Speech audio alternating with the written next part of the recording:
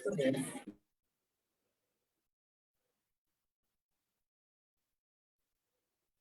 दोस्तों, डॉक्टर साहब सत श्री अकाल। सत श्री अकाल जी, सत श्री अकाल। एक बारी माइक सारे बंद कर लो जी, मैं लाइव करता ਤੁਹਾਨੂੰ। प्रगतिशील लेख संघ पंजाब की ओर से आप सभी का स्वागत है। परिचर्चा 2 का आगाज कर रहे हैं हम जफर गोरखपुरी के इन शब्दों से। जफर गोरखपुरी जी कहते हैं कि देखें करीब से तो अच्छा दिखाई दे, एक आदमी तो शहर में ऐसा दिखाई दे, अब भीख मांगने के तरीके बदल गए, लाजम नहीं कि हाथ में कासा दिखाई दे, नेजे पे रख के और मेरा सर बुलंद कर, दुनिया को एक चिराग तो जलता दिखाई दे, दुनिया को एक चिराग तो जलता दिखाई दे, दुनिया को एक चिराग तो जलता दिखाई दे। जी दोस्तों, जिस चुनौतीपूर्ण समय में हम शामिल हो चुके हैं उसमें डायलॉग का होना, संवाद का होना बहुत महत्वपूर्ण है। प्रगतिशील लेख संघ पंजाब की ओर से डिस्कशन, परिचर्चा और संवाद शुरू करने की कोशिश की गई है। पंजाब प्रगतिशील लेख संघ के प्रधान सुरजीत बराड़ जी, जनरल सकत्तर सुरजीत जज जी और हमारे भारतीय प्रगतिशील लेख संघ के महासचिव डॉक्टर सुखदेव सिंह सिरसा जी हमारे साथ हैं। मैं पंजाब प्रगतिशील लेख संघ की ओर से इस परिचर्चा 2 में आप सभी का स्वागत करता हूं। प्रगतिशील लेख संघ पंजाब की ओर से आज की परिचर्चा में हमारे साथ शामिल हैं डॉक्टर संजय श्रीवास्तव जी। डॉक्टर संजय श्रीवास्तव हिंदी की प्रगतिशील आलोचना और नामवर सिंह विषय पर इन्होंने पीएचडी की है और आजमगढ़ में हिंदी विभाग में अध्यापक हैं। इनकी कई पुस्तकें प्रकाशित हुई हैं। इनकी पहली पुस्तक है विरुद्धों का सामंजस्य, आचार्य रामचंद्र शुक्ल की इतिहास दृष्टि, और दूसरी पुस्तक है इनकी छायावाद और विवाद। तीसरी संपादित किताब है प्रेमचंद। चौथी एक और संपादन की किताब है नजीर बनारसी। पांचवी यह धरती है उस किसान की एक और संपादित किताब है, और महामारियों पर एक किताब डॉक्टर संजय श्रीवास्तव जी तैयार कर रहे हैं। डॉक्टर संजय श्रीवास्तव जी, आपका स्वागत है। डॉक्टर संजय श्रीवास्तव जी, अपना माइक ऑन कर लीजिए।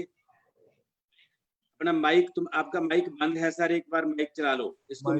जी जी, आपका स्वागत है सर। आपकी आवाज आ गई मेरी? हाँ जी, हाँ जी, आ गई। आपका स्वागत है सर।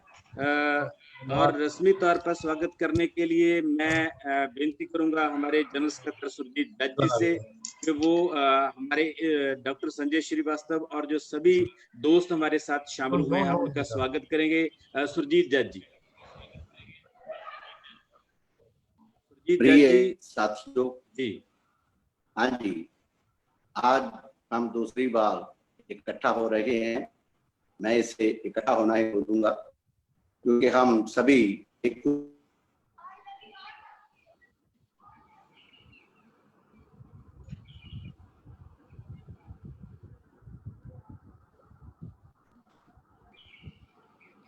आवाज बंद हो गई।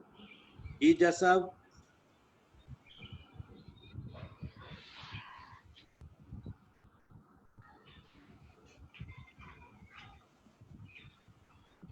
मेरे ख्याल में डिस्कनेक्ट हो गए। उनकी जगह पर सुरजीत बराड़ जी जो हमारे कार्यकारी प्रधान हैं, उनको निवेदन करूंगा कि वो अपनी ओर से मेहमानों का स्वागत करेंगे। सुरजीत बराड़ जी, अगर मेरी बात सुन रही हैं। आज हम दूसरी बार इकट्ठा हो रहे हैं। मैं सुरजीत जज की बात दोहरा रहा हूँ। संजय श्रीवास्तव का हम स्वागत करते हैं। वो आज हमारे बीच आए हैं और वो उनका जो लेक्चर है हम सब सुनेंगे, और जो हमारे अंदर कोई जवाब हो, प्रश्न होगा तो उसका हम उनसे जवाब मांगेंगे। बहुत बहुत आपका धन्यवाद सर, आप हमारे बीच में हैं। बहुत बहुत शुक्रिया आपका। जी जी सुरजीत बराड़ जी। और अब हम आज के विषय पर आते हैं। हमारा आज का विषय है मुंशी प्रेमचंद और आज का समय। जितने भी बड़े लोग हमारे साहित्य में हुए हैं उनको पढ़ना ही काफी नहीं होता, उनको समझना ही काफी नहीं होता। जरूरत इस बात की होती है कि आज के समय में उनके किताबों की, उनकी रचनाओं की, उनकी विचारधारा की क्या प्रासंगिकता है। अगर हम इस दृष्टि से उन लोगों का अध्ययन करेंगे तो हमें नई रोशनी मिलेगी और हमें एक दृष्टि मिलेगी जिस पर चलकर हम आज के समय में भी अपने आप को प्रासंगिक बना सकेंगे। मुंशी प्रेमचंद बिना शक भारत के सबसे बड़े लेखकों में से एक हैं और यह एक अजीब इत्तेफाक है कि मुंशी प्रेमचंद का पहला नाम भी धनपत राय श्रीवास्तव था और आज के हमारे व्याख्यान देने वाले भी संजय श्रीवास्तव हैं। ये एक अजीब किस्म का इत्तेफाक है और हम इसका वेलकम भी करते हैं। मुंशी प्रेमचंद के बारे में बहुत सारी बातें संजय श्रीवास्तव भी करेंगे, पर मैं सिर्फ इतना कहता हूं कि मुंशी प्रेमचंद ने पहले धनपत राय श्रीवास्तव उनका नाम था, बाद में नवाब राय के नाम पर उन्होंने सोजे बतन जो पुस्तक लिखी थी, जो बाद में अंग्रेजों द्वारा जब्त कर ली गई। उसके बाद अनेकों नावल, कहानियां, नाटक, अनुवाद, संपादन, मेरे ख्याल में साहित्य की कोई ऐसी विधा नहीं होगी जिस पर मुंशी प्रेमचंद ने काम ना किया हो। और प्रगतिशील लेख संघ पंजाब इसीलिए यह पहल कर रहा है कि हमारे पास इतने बड़े बड़े लेख हैं, उनकी विचारधारा को आज के दौर में स्टडी करना, उनकी विचारधारा को आज के दौर में समझना बहुत महत्वपूर्ण है। इसी समझ बनाने के लिए हमने संजय श्रीवास्तव जी को आमंत्रित किया है। सो एक बार फिर हम संजय श्रीवास्तव जी आपका स्वागत करते हैं, आपको खुशामदीद कहते हैं और आपको निवेदन करते हैं कि आज का व्याख्यान, आज की परिचर्चा की शुरुआत करें। डॉक्टर संजय श्रीवास्तव जी। धन्यवाद जी। मैं आप सभी का अभिवादन करता हूँ। क्रांतिकारी अभिवादन हमारा, लाल सलाम। पंजाब के साथियों ने मुझे इस काबिल समझा कि आज के इस मौके पर वो प्रेमचंद जैसे महान लेखक पर बात करने के लिए मुझसे कुछ सुनना चाहें। मुझे उन्होंने मौका दिया, मैं शुक्रगुजार हूँ आप सबका। प्रेमचंद जी के शहर से आता हूँ, उनके कुनबे से नहीं जुड़ता, लेकिन उनके गांव से जुड़ता और उनके उस चेतना से जुड़ता हूँ जिससे आप और हम सब एक बड़ी जमात हिंदुस्तान में सामाजिक बदलाव की कोशिश में लगी हुई है। वो बदलाव की जो शुरुआत थी वो उस दौर से शुरू हुई थी। प्रेमचंद थे। प्रेमचंद ने एक नए युग का निर्माण किया था। वो नवजागरण के साहित्यकार हैं। इस पर बात हम आगे करेंगे। इसलिए हमारा जो रिश्ता होता है, साहित्यकारों के बेटे बेटियां अपने पिता पर बहुत दावा करती हैं, उनकी किताबों पर, उसकी रॉयल्टी पर दावा करती हैं, उनके खून खानदान का होने का दावा करती हैं। लेकिन जो हम लोग हैं, जो तरक्की पसंद तहरीक के हम सफर हैं और जो रूहे रवां हैं, वे सभी आज 85 साल का ये तरक्की पसंद जो तहरीक का दौर है जिसपे हम सभी शामिल हैं, इन सब के साथ हम उस चेतना के साथ, उस कॉन्शसनेस के साथ हम प्रेमचंद के विरासत से जुड़ते हैं। प्रेमचंद हम सभी जानते हैं कि वो 31 जुलाई को पैदा हुए थे और 31 जुलाई को 1982 में 80 में उनकी शताब्दी मनाई गई थी। तो 80 140 साल हो गए हैं उनको।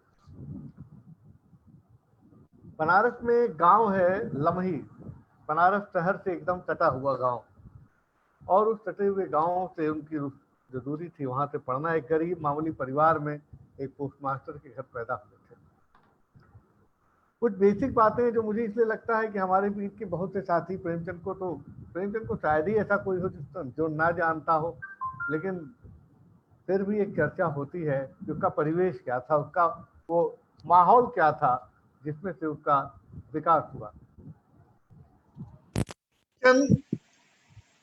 जिस लमही गांव में पैदा हुए थे और जहां से उनकी परवरिश हुई थी, मैं उसका जिक्र कर रहा हूँ। शहर से सटा हुआ आज लगता है, लेकिन एक जमाने में बहुत दूर था। एक गरीब घर से पढ़ाई करते हुए वो अपना शहर के अंदर आए। यहाँ पर एक बहुत मशहूर स्कूल प्रिंस कॉलेज है, वहां से उन्होंने इंटर किया। उन्होंने अंग्रेजी, फिलॉसफी, हिस्ट्री जैसे विषय लेकर के अपनी पढ़ाई को आगे बढ़ाया। उन्होंने बीए पास किया और बीए पास करने के बाद अपना काम करते। लेकिन इस बीच प्रेमचंद जी का जो लेखन है, जो उनके अपने स्वभाव में था, वो उन्होंने शुरू कर रखा था और वो काम उनका चल रहा था। प्रेमचंद जी को लेकर के एक सबसे बड़ी बात होती है कि प्रेमचंद का नाम कई लोग कहते हैं, जैसे अभी आपने नाम लिया कुलदीप जी ने। हेलो हेलो, बोल रहा आवाज हूँ। जा रही मेरी? जी सर, जी सर, जी। अच्छा, तो प्रेमचंद जी का जो बचपन का नाम था वो धनपत राय नाम था उनका, और धनपत राय बड़े हुए तो उन्होंने अपना नाम नवाब राय कर लिया, और जब नवाब राय हो गए तो फिर उन्होंने अपने लिखने का जो भी था, अनमोल दुनिया का सबसे अनमोल रतन, ये किताब उन्होंने लिखी थी, कहानी किताब, दुनिया का सबसे अनमोल रतन कहानी, जो उनकी किताब सोजे वतन की में संकलित है। और सोजे वतन की कहानी आप सभी जानते हैं कि उसे जब्त कर लिया गया, महोबा में थे, महोबा में वो इंस्पेक्टर ऑफ स्कूल थे, और वहाँ एक सरकारी मुलाजिम रहते हुए इस तरह की कहानियां जिसमें हुकूमत पर स्केच किया गया हो, हुकूमत के बारे में कुछ इस तरह के कमेंट्स किए गए हैं, उनको पाबंद किया गया। उसकी 500 प्रतियां छपी थी, उसे जब्त कर लिया गया, और वो किताब कि आइंदा नहीं लिखोगे इस वार्निंग के साथ उनको, वरना जेल भेज दिया जाएगा।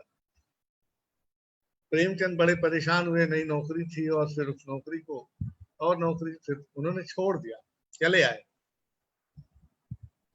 सोजे वतन की जब्ती, उनका नौकरी छोड़ना, जमाने का होशियार आदमी तो नहीं कर सकता है।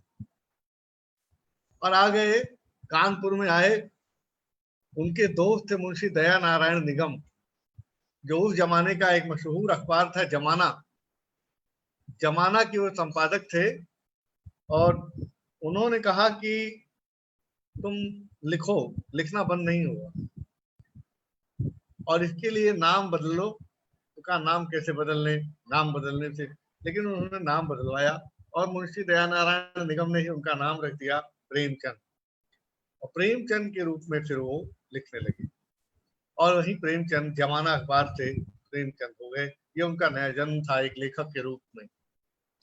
फिर उन्होंने बहुत सी कृतियां लिखी, और उन कृतियों में उनकी बहुत सारी रचनाओं का महत्व है, आप जानते हैं। शुरू में उन्होंने जो कुछ भी लिखा वो उर्दू में लिखा। उन्होंने उर्दू और फारसी का बुनियादी अध्ययन किया था, वे उसके विद्यार्थी थे, माहौल से भी ऐसा था, वो जमाना वो दौर भी ऐसा था। तो प्रेमचंद का लेखन भी उर्दू से शुरू हुआ, और उन्होंने जो कहानियां लिखी जिसकी शुरुआत की, वहम गुरमा, वहम तबाब, रूठी रानी, किसना, इन सब को उन्होंने उर्दू में ही लिखा था, जो बाद में उसका कन्वर्जन हुआ और उसको उन्होंने अपने तरीके से लिखा। बहुत सी कहानियां आई। आपको बतलाऊं कि वो जिस घर परिवार में हुए थे, और जो वो समय था, हमारे देश के अंदर क्या कहानी उपन्यास लिखने का समय था? हमारे देश में कहानी उपन्यास साहित्य की विधा के रूप में नहीं चल रहा था। लिटरेचर यानी साहित्य जो है। श्रीवास्तव सर, आप अपना कैमरा ऑन कर लिया, आपकी फोटो नहीं आ रही। अच्छा, बंद हो गया कहीं, सिर्फ आवाज आ रही है। आ रही है? माइक के पास ना वीडियो वाली है, स्टॉप वीडियो होगी आपसे। तो शुरू को कैमरा बंद हो गया मेरी। तो आप बार बार क्यों ऐसे कर रहे हैं? जी जी जी, आ गया सर, आ गया। अच्छा, चल लेके बैठ जाओ।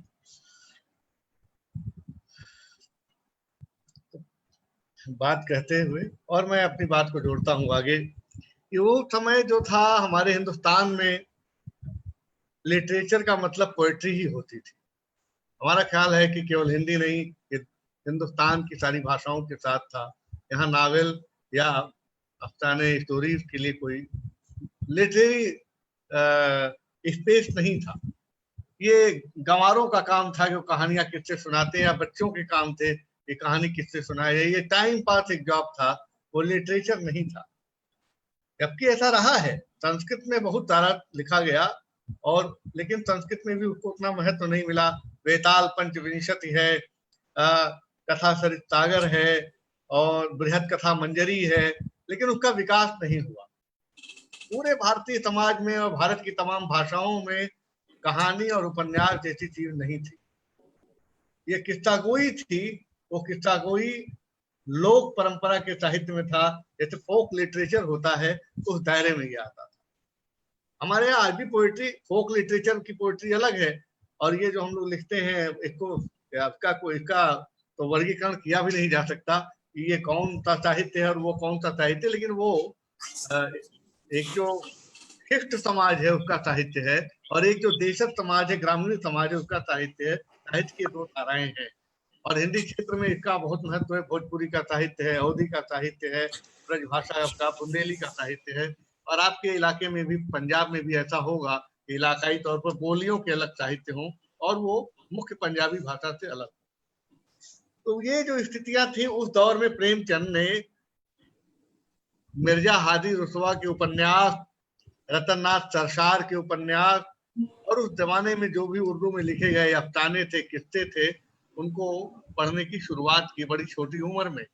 13 साल की उम्र में उन्होंने रतननाथ सरसार के किस्से पढ़े, और उन्होंने मिर्जा हादी रुसवा का उपन्यास पढ़ा। इसके लिए घर में उनको दंडित किया गया कि भाई ये सब पढ़ने की चीज नहीं है, इससे लड़कों का ध्यान खराब होता है, बर्बाद होता है, ये सब नहीं पढ़े जाते। नावल पढ़ना हमारे सबसे बुरी प्रवृत्तियों में से एक माना गया। ये पढ़ता लिखता है, ये नावल पढ़ता है। तो इस तरह के माहौल में हमारे तरफ ऐसा रहा है, और सब जगह था उस जमाने में। तब वो बगल का एक घर था, प्रेमचंद के बगल में एक तमाकू वाला रहता था, सुरती।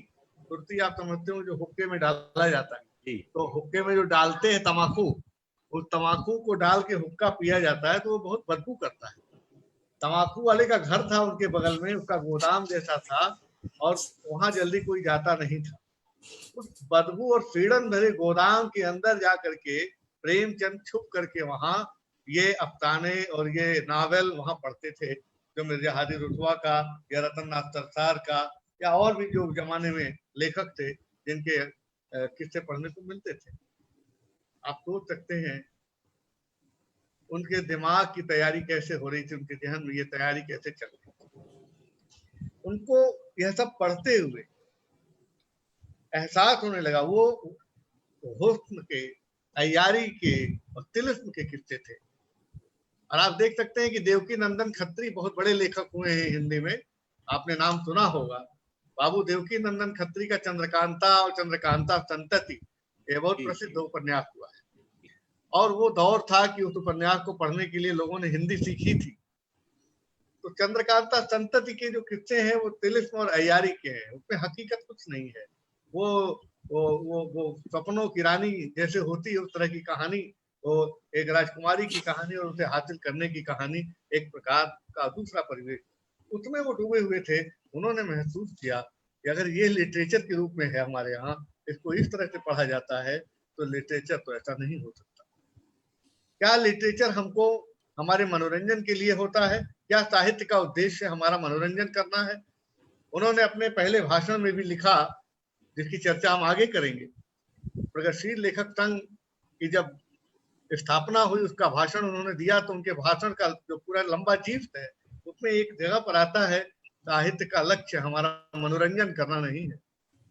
ये उस बाल मनोभाव पर जो बचपन का प्रेमचंद है, उसके जहन पर ये बात आ चुकी थी कि ये चंद्रकांता पढ़ करके, ये मिर्जा हादी रुसवा को पढ़ के, ये रतननाथ सरसार को पढ़ के, जिसमें तिलिस्म के, अय्यारी के या हुस्न और शबाब के किस्से आते हैं, इससे हम समाज में कोई बदलाव नहीं ला सकते। एक छोटी उम्र का व्यक्ति अगर इस प्रकार से अपनी चेतना का विकास करता है, अपने व्यक्तित्व को इस प्रकार ढालने की कोशिश करता है, तो आप समझ सकते हैं कि जब उसकी कलम चलने शुरू हुई तो किस तरह से हुई। और वो मामला हमारे सामने है कि वो जब कलम चली तो अपने हिसाब से आगे आई, और उन्होंने जो कुछ भी लिखा उनमें कहानी जिसका जिक्र हो चुका है, सोजे वतन में दुनिया का सबसे अनमोल रतन, ये कहानी उनकी सबसे पहली मानी जाती है।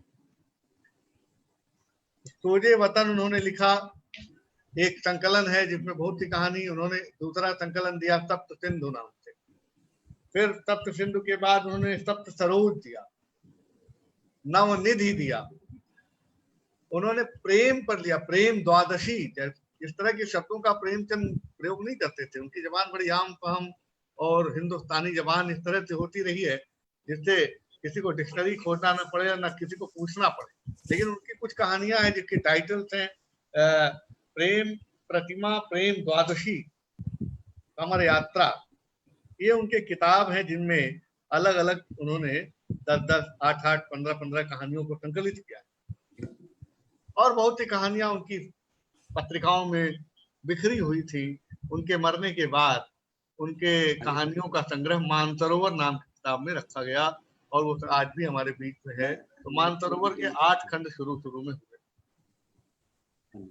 प्रेमचंद जी का ये लेखन हमें बताता है कि हिंदी साहित्य में जो गद्य लेखन था, जो प्रोज था, और उस प्रोज का जो एक नया संदर्भ आ रहा था, उसको परिपक्व होना था, उसे मेच्योर होना था, उसे प्रौढ़ होना था। हिंदी का पहला उपन्यास है परीक्षा गुरु, और आगे उसमें महामारियों पर कहानी लिखी गई, रानी इंदुमती की कहानी है, और भी ढेर सारी कहानियां हैं। लेकिन उन कहानियों को किसी ने न तो पढ़ा, न उसको तवज्जो दिया, और हिंदी में किसी ने कहानी पढ़ने में उस समय तक दिलचस्पी नहीं ली। महामारी पर एक उपन्यास बड़ा मशहूर रहा है। हिंदी के शिक्षक रहे हैं आदरणीय गंगाराम राजी जी। तो जो उस समय में प्लेग की चुड़ैल बड़ा पॉपुलर उपन्यास था, बहुत मशहूर हुआ था, मास्टर भगवान दास का। उसी समय 11 वर्ष का समय आचार्य रामचंद्र शुक्ल ने कहानी लिखी थी। उस समय एक कहानी लिखी थी हिंदी में, उनको बंग महिला कहते हैं हम लोग, दुलाई वाली नाम की कहानी थी। कोई नाम लेवा नहीं था। हिंदी के जो पाठक थे, जो शिक्षक थे, जो साहित्यकार थे, उनके बीच में कहानी लेखन का कोई लोकप्रिय माध्यम या इस तरह का साधन नहीं बना था। कविताएं ही चल रही थी और लोगों ने प्रयोग के तौर पर लिखने शुरू किए। लेकिन जब कहानी की दुनिया में प्रेमचंद का आगमन होता है, अकेले प्रेमचंद के आने भर से पूरे साहित्य का मिजाज बदल जाता है। एक तरफ हिंदी में कविता की दुनिया में परंपरागत अतीत जीवी कविताएं हैं जो महावीर प्रसाद द्विवेदी के समय में हैं। मैथिली शरण गुप्त, हरिऔध जी इस तरह के कवि हैं। छायावाद के नौजवान कवि थे, जयशंकर प्रसाद, सूर्यकांत त्रिपाठी निराला, सुमित्रानंदन पंत, महादेवी वर्मा। लेकिन अकेला एक आदमी अफसाना निगारी करता हुआ हमारे बीच में कदम रखता है और उसका खैर मकदम होता है। हिंदी की दुनिया में प्रेमचंद का आगमन एक युग परिवर्तनकारी आगमन है। उसने साहित्य के पूरे मिजाज को बदल दिया। हिंदी साहित्य का इतिहास लिखने वालों ने प्रेमचंद की चर्चा नहीं।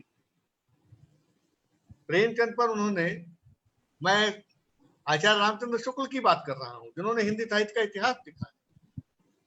उसके पीछे के बड़े सारे कारण हैं कि उसमें हिंदी और उर्दू का विवाद और उर्दू को लेकर के प्रेमचंद चलते थे। उनकी भाषा में अधिकांशतः उर्दू हुआ करती थी।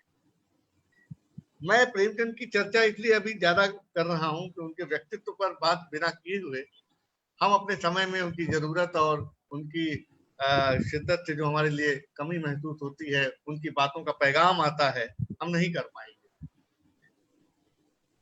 प्रेमचंद ने भाषा को देखा कि हिंदी टकसाली भाषा में है, वो संस्कृत से ट्रांसलेट होकर के आ रही है, उसको तत्सम कहते हैं।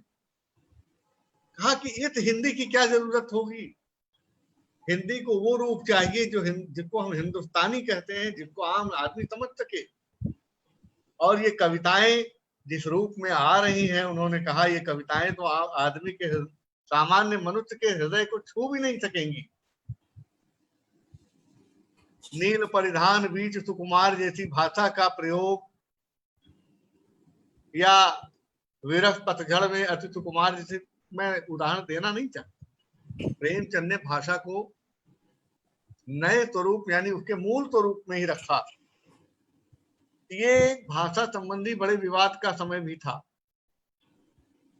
आप इतिहास में देखेंगे उस समय का, गांधी जी ने भारतीय भाषा परिषद की स्थापना की थी, आचार्य काका कलेलकर ने उसकी अध्यक्षता की थी, प्रेमचंद को उसका मंत्री बनाया था और गांधी जी ने उद्घाटन भाषण दिया था। हिंदी, उर्दू, हिंदुस्तानी नाम से प्रेमचंद ने इस पर लेख लिखा था। हिंदी, उर्दू और हिंदुस्तानी, उर्दू भी नहीं, ये हिंदी भी नहीं, हमें हिंदुस्तानी की जरूरत है। और आप जानते हैं कि गांधी जी हिंदुस्तानी के कायल थे और लगातार हिंदुस्तानी भाषा का प्रयोग करते थे। और हिंदुस्तानी भाषा का असर पूरी तरह से प्रेमचंद की कहानी, आप नमक का दरोगा पढ़ते हैं, जब आप पंच परमेश्वर कहानी पढ़ते हैं, जब आप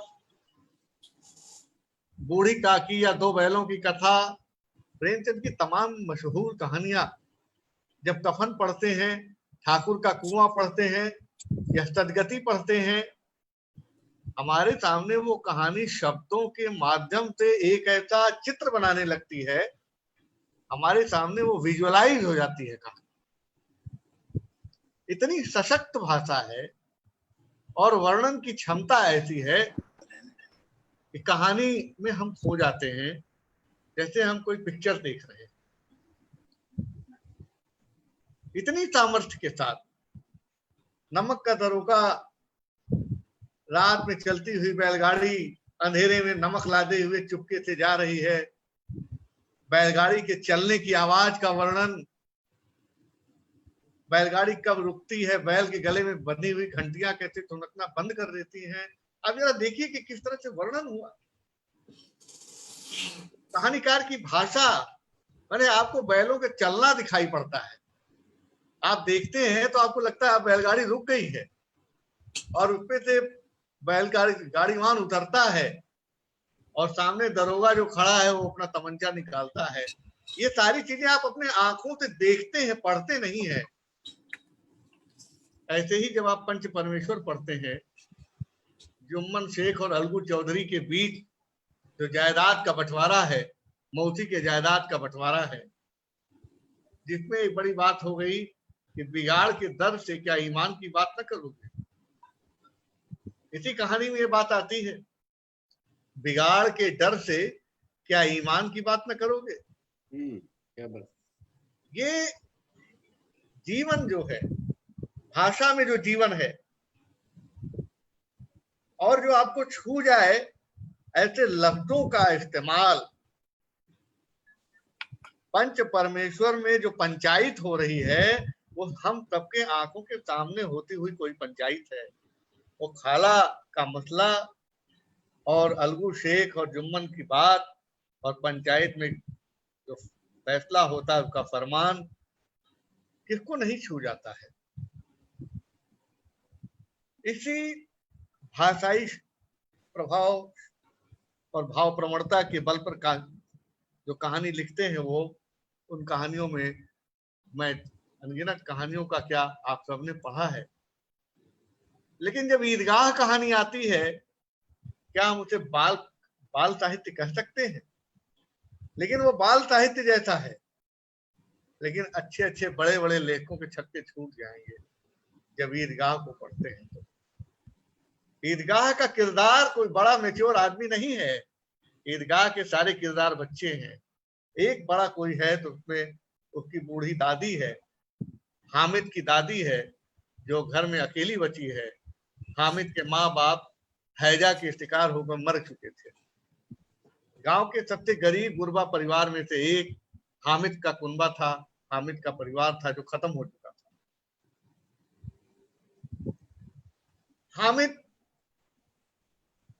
ईद का मेला लगता है और वहां जाना है, और जाने के बाद मुझे लगता है ये कहानी ज्यादातर लोगों ने पढ़ी होगी ईदगाह, और पंजाबी प्रेमचंद एक ऐसे लेखक हैं जिनके लिए भाषा का बांध नहीं रोक सका, उनका प्रवाह, उनका असर भारतीय भाषा क्या दुनिया की तमाम भाषाओं तक रहा। वो एक विश्व स्तरीय लेखक के रूप में स्वीकृत किए गए। उनको जब पढ़ा गया कि जब बात सामने आई, उस कहानी को बच्चों का संवाद मान करके अगर हम छोड़ देते हैं तो बात खत्म हो जाती है। बच्चे बाजार में गए हैं, बाजार में खरीद रहे हैं, यह खा रहे हैं, वो खिलौना खरीद रहे हैं, यह हो रहा है, वो हो रहा है। इसके पास इतना पैसा ही नहीं है कि ये सब कर सके, ये गरीब है।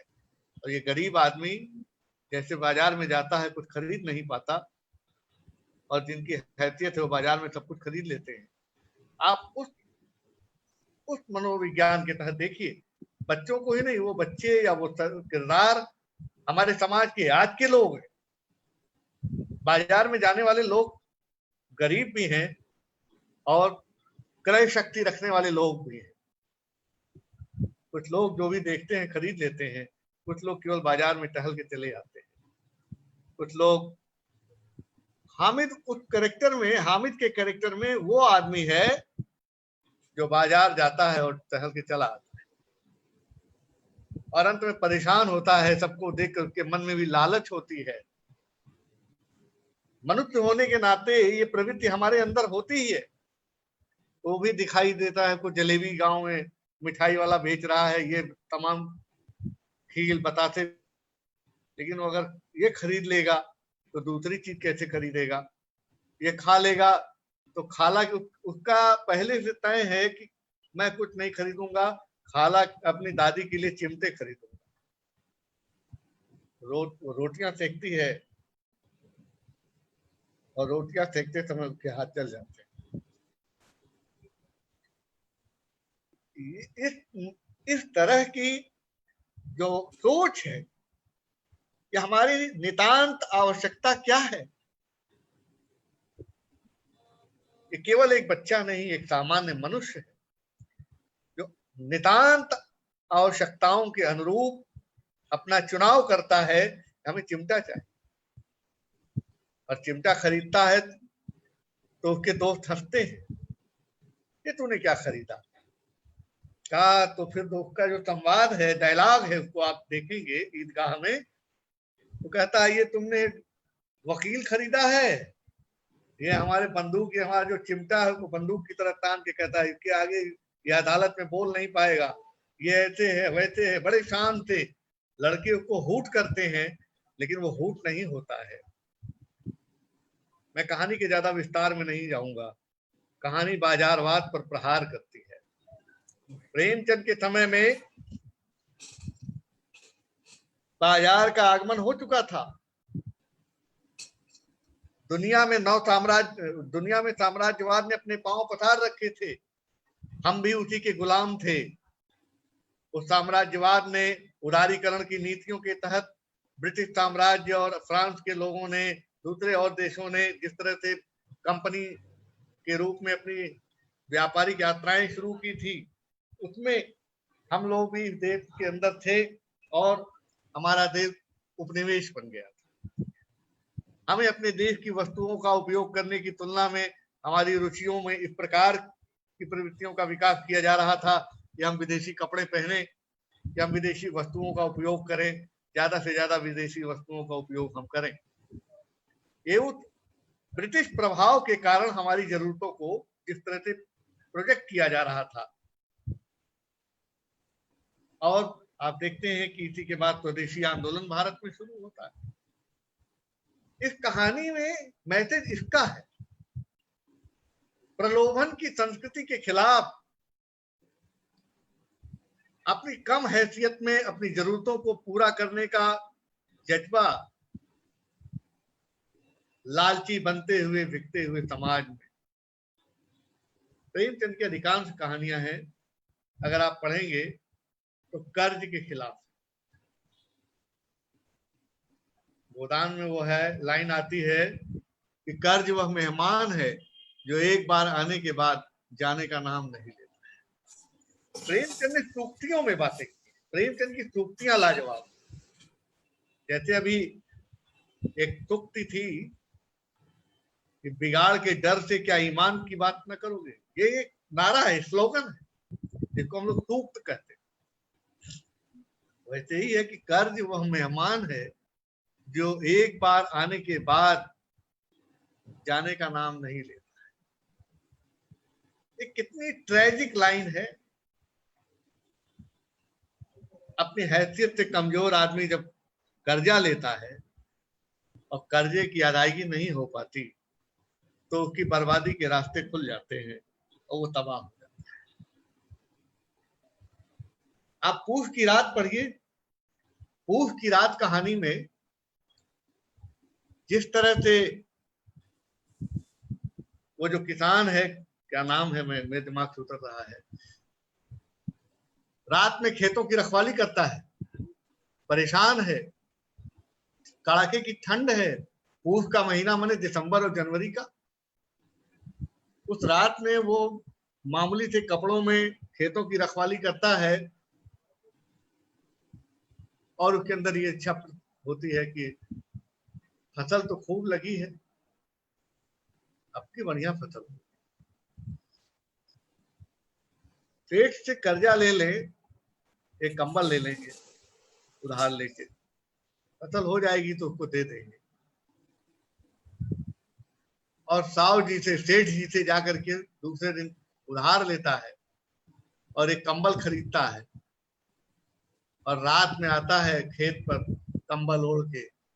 जब बिस्तर पर लेटता है तो कंबल की गर्मी उसको वो आनंद देती है जिसमें वो डूब जाता है। और रात में उसके पास उसका कुत्ता झबरा भी उसके अंदर घुस गया। यानी जानवर को भी जो ठंड लग रही थी उसकर, वो जो कंबल था उसके, दोनों रात भर सोए। और सुबह जब उठता है, जिस खेत की वो रखवाली कर रहा था, रात में उसको जानवर चर चुके थे। जिस कंबल को उसने उधार लिया था, जिसके बल पर उधार लिया था, वो खेत रात में नष्ट हो चुके थे। कहानी खत्म हो जाती है। कर्ज लिया और कर्ज अदा नहीं कर सका। सवा सेर गेहूं एक कहानी है। सवा सेर गेहूं नाम से बड़ी मशहूर है। उसमें भी यही होता है, कर्ज ले लिया तो कर्ज के एवज में उसको काम करना था। जमींदार के यहाँ काम करता था, शंकर नाम था, और शंकर मर गया एक दिन।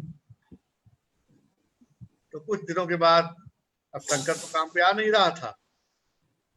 शंकर ने उधार लिया था। हाँ, कहानी ये है कि उसके घर में खाने को नहीं था तो सवा सेर गेहूं उधार मांग के ले गया था शंकर। तो ठीक है, तुम सवा सेर गेहूं ले जाओ, अब इसको वापस क्या करोगे, हमारे यहाँ काम करो। कहा ठीक है बाबू, हम काम करेंगे, इसी से आपको अदा कर देंगे। मेहनत को मूल्य के रूप में देखिए जरा, एक गरीब आदमी अपने परिश्रम का मूल्य किस रूप में देता है। और वो परिश्रम करने वाला व्यक्ति जब मर गया अचानक, तो ठाकुर के घर के लोग हफ्ता 10 दिन बाद की अब गमी खत्म हो गई होगी, मातम खत्म हो गया होगा, वो पहुंचते हैं उसके घर, उसके लड़कों से कहते हैं कि तुम्हारे बाप नहीं है, अब तो तुम लोगों को चलना होगा। तो कहा नहीं, ऐसा कहाँ है, अब बाप करते थे, जरूरी थोड़ा है कि हम लोग भी करें। कहा ज्यादा बको मत, तुम्हारे बाप ने सवा सेर गेहूं लिया था, हम ऐसे थोड़ी कह रहे हैं कि खैरात में आगे काम करो। और सवा सेर गेहूं पर सूद भी लगा था, तो सवा सेर का सूद बताया, इतना सूद होता है। तो सवा सेर की अदायगी तो की ही नहीं तुम्हारे बाप ने, वो तो जहां की तहां रही। और इतने दिनों से उसका सूद उन्हीं के समय में चढ़ चुका था, वो तो हमने उनको बख्श दिया था, कुछ मांगा नहीं। अब वो मर गए तो ये सवा सेर गेहूं और गेहूं के साथ जो चढ़े हुए सूद हैं वो कौन देगा। लड़कों के पास जवाब नहीं था। बाप के मर जाने के बाद उस सवा सेर गेहूं और उस पर चढ़े हुए सूद के जो मल्टीपल कंडीशन में थे, उसकी अदायगी के लिए वो अपनी मेहनत को कुर्बान करते हैं ठाकुर के घर पर आकर। ये कर्ज है। और इस तरह से आप देखिए गोदान उपन्यास में भी कर्ज की कहानी, और कर्ज का सबसे बड़ा वो है गबन उपन्यास। गबन उपन्यास में वो चंद्रलेखा हार की जरूरत पड़ती है, और चंद्रलेखा हार के को हासिल करने के लिए जिस तरह की बात होती है, मैं एक कर्ज की बात कर रहा हूं। हमारे समय में तो बहुत कुछ है, सांप्रदायिकता की राजनीति है हमारे समय में, बहुत सारी चीजें, लेकिन एक बहुत बड़ा संकट हमारे समय का है, वो आर्थिक संकट है। कर्ज में डूबता हुआ हमारा समाज और कर्ज में बदलता हुआ पूरी तरह हमारा देश। इसलिए मैं कर्ज की बात को प्रेमचंद की कहानियों से उठाता हूं। और गबन में उस चंद्रलेखा हार को हासिल करने के लिए उसका पति रमानाथ, जो शादी उसको मिलना था, वो कैसे आएगा, वो पूरी कहानी बहुत पहले पढ़ी है, उसको दोबारा पढ़ने का मौका नहीं मिला हमें। आज ही यहाँ आना था तो एक बार उलट लेता, इतिहास में उतर गई। और उस कहानी में सिर्फ इतनी बात कि जो ये बैटरी डाउन हो रही है, वो जो पूरी कहानी है वो यही बताती है कि रमानाथ म्युनिसिपैलिटी का क्लर्क है, और म्युनिसिपैलिटी के क्लर्क की हैसियत से उसने जो कुछ भी हासिल किया था वो सरकारी खजाने का पैसा था, और सरकारी खजाने के पैसे को अपनी मोहतरमा के लिए, अपनी बीवी के लिए उसको ले लिया। बाद में वो होता है, वो सब कुछ इंक्वायरी होती है, वो फंस जाता है और उसके ऊपर गबन का केस। अब वो गबन कहां से, यानी एक मध्यवर्गीय समाज, इतना लालची समाज होता है कि जो उसकी हैसियत में नहीं है वो सब कुछ करना चाहता है। वो दहेज देने या लेने की तो बात ही छोड़ी, दहेज देने लायक जो बात है वो भी दहेज देता है। जो काम नहीं कर सकता वो सारा काम हमारे समाज के लोग करते हैं। वो गाड़ी खरीदने लायक नहीं, फिर भी गाड़ी खरीदते हैं। उनके यहाँ गाड़ी आई है तो हमारे यहाँ भी गाड़ी आएगी, उनके यहाँ अमुक वस्तुएं आई हैं हमारे यहाँ भी आनी चाहिए। देखा देखी, और उसके लिए कैसे होगा तो हम ऐसे करेंगे, या उधार ले लेंगे तो इस तरह से करेंगे। आज हमारे देश में अच्छे अच्छे लोगों की स्थिति छोड़ दिए, मामूली लोग, सबके पास वो सारी वस्तुएं विलासिता की, जिसको कहा जाए, वो सारी विलासिता की वस्तुएं बड़े आराम से आ रही, और रोज हमारे विज्ञापन में बताया जाता है, तरह तरह का प्रलोभन पैदा किया जाता है, ये ले लो, वो ले लो, ये तुम्हारे काम का, इससे ये हो जाएगा, 1 सेकंड में ये कर देगा, और तमाम चीजें हमको, हमारी आवश्यकताएं बताई जा रही हैं, हमको ललचाया जा रहा है, और ललचाने के बाद हमको खरीदने के लिए जब विवश किया जा रहा है तो हमारी इच्छा पर बैंकों की तरफ से एजेंडे आ रहे हैं, इतना परसेंट लोगे इतने में हो जाएगा, 0% पर कार मिल जाएगी, 0% पर ये सामान ले लो। इंटरेस्ट को ऐसे घुमा करके इकोनॉमिक शब्दावली में, अर्थशास्त्र की अपनी शब्दावलियां ऐसी हैं जो आपको विभ्रमित करती हैं, सीधे तौर पर आप समझ ही नहीं सकते कि आप ले लीजिए साहब, 3-4 साल तक आप देते रहिएगा, आपका बहुत कम पैसा है, इतने में ऐसे है वैसे है। आप वो सारी वस्तुएं जिसकी कोई बहुत जरूरत नहीं है हम सब खरीदते हैं, सब कर्जे से लेते हैं। अचानक उस कर्मचारी की मृत्यु हो जाए, उस व्यक्ति का एक्सीडेंट किसी रूप में कहीं हो जाए तो पूरा घर उस कर्जे से लग जाएगा। जिंदा है तो उसको कर देगा। मैं समाज की आर्थिक दशाओं का, उसकी विडंबनाओं का और उसकी विसंगतियों का और इन सारी चीजों से पिसते हुए मनुष्य के बारे में प्रेमचंद ने अपनी कहानी में, उपन्यास में लगातार लिखा। धर्म और मर्यादा के सवाल पर एक शब्द है प्रेमचंद का, धर्म और मर्यादा। प्रेमचंद ने इस शब्द को बड़े महत्व के साथ लिखा। इस धर्म और मर्यादा पर तो उन्होंने पूरा उपन्यास लिख डाला है। ये गोदान उपन्यास जो है, गाय पालने की लालसा है। होरी एक गरीब किसान है और गांव में काम करते हुए रहते हुए वो सब बस उसकी एक लालसा है कि एक गऊ आ जाए तो हमारे बच्चों को गोरस मिल जाएंगे। गोरस यानी दूध। ये इनको भरपेट खाना हम नहीं दे पाते, लेकिन गऊ आ जाएगी तो दूध तो मिल जाएगा। इस कामना से वो बराबर कोशिश करता है। और धर्म का बड़ा काम होगा, गऊ की सेवा होगी, हमारा परलोक सुधर जाएगा।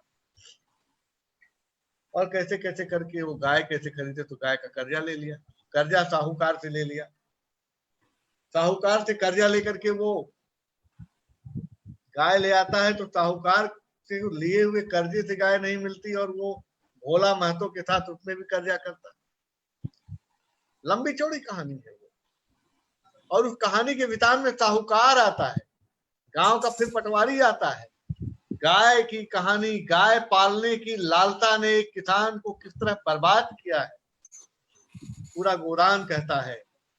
भारतीय जीवन, भारतीय किसान की करुण गाथा है, एक ट्रेजिक एपिक है, वो एक त्रासद महाकाव्य है।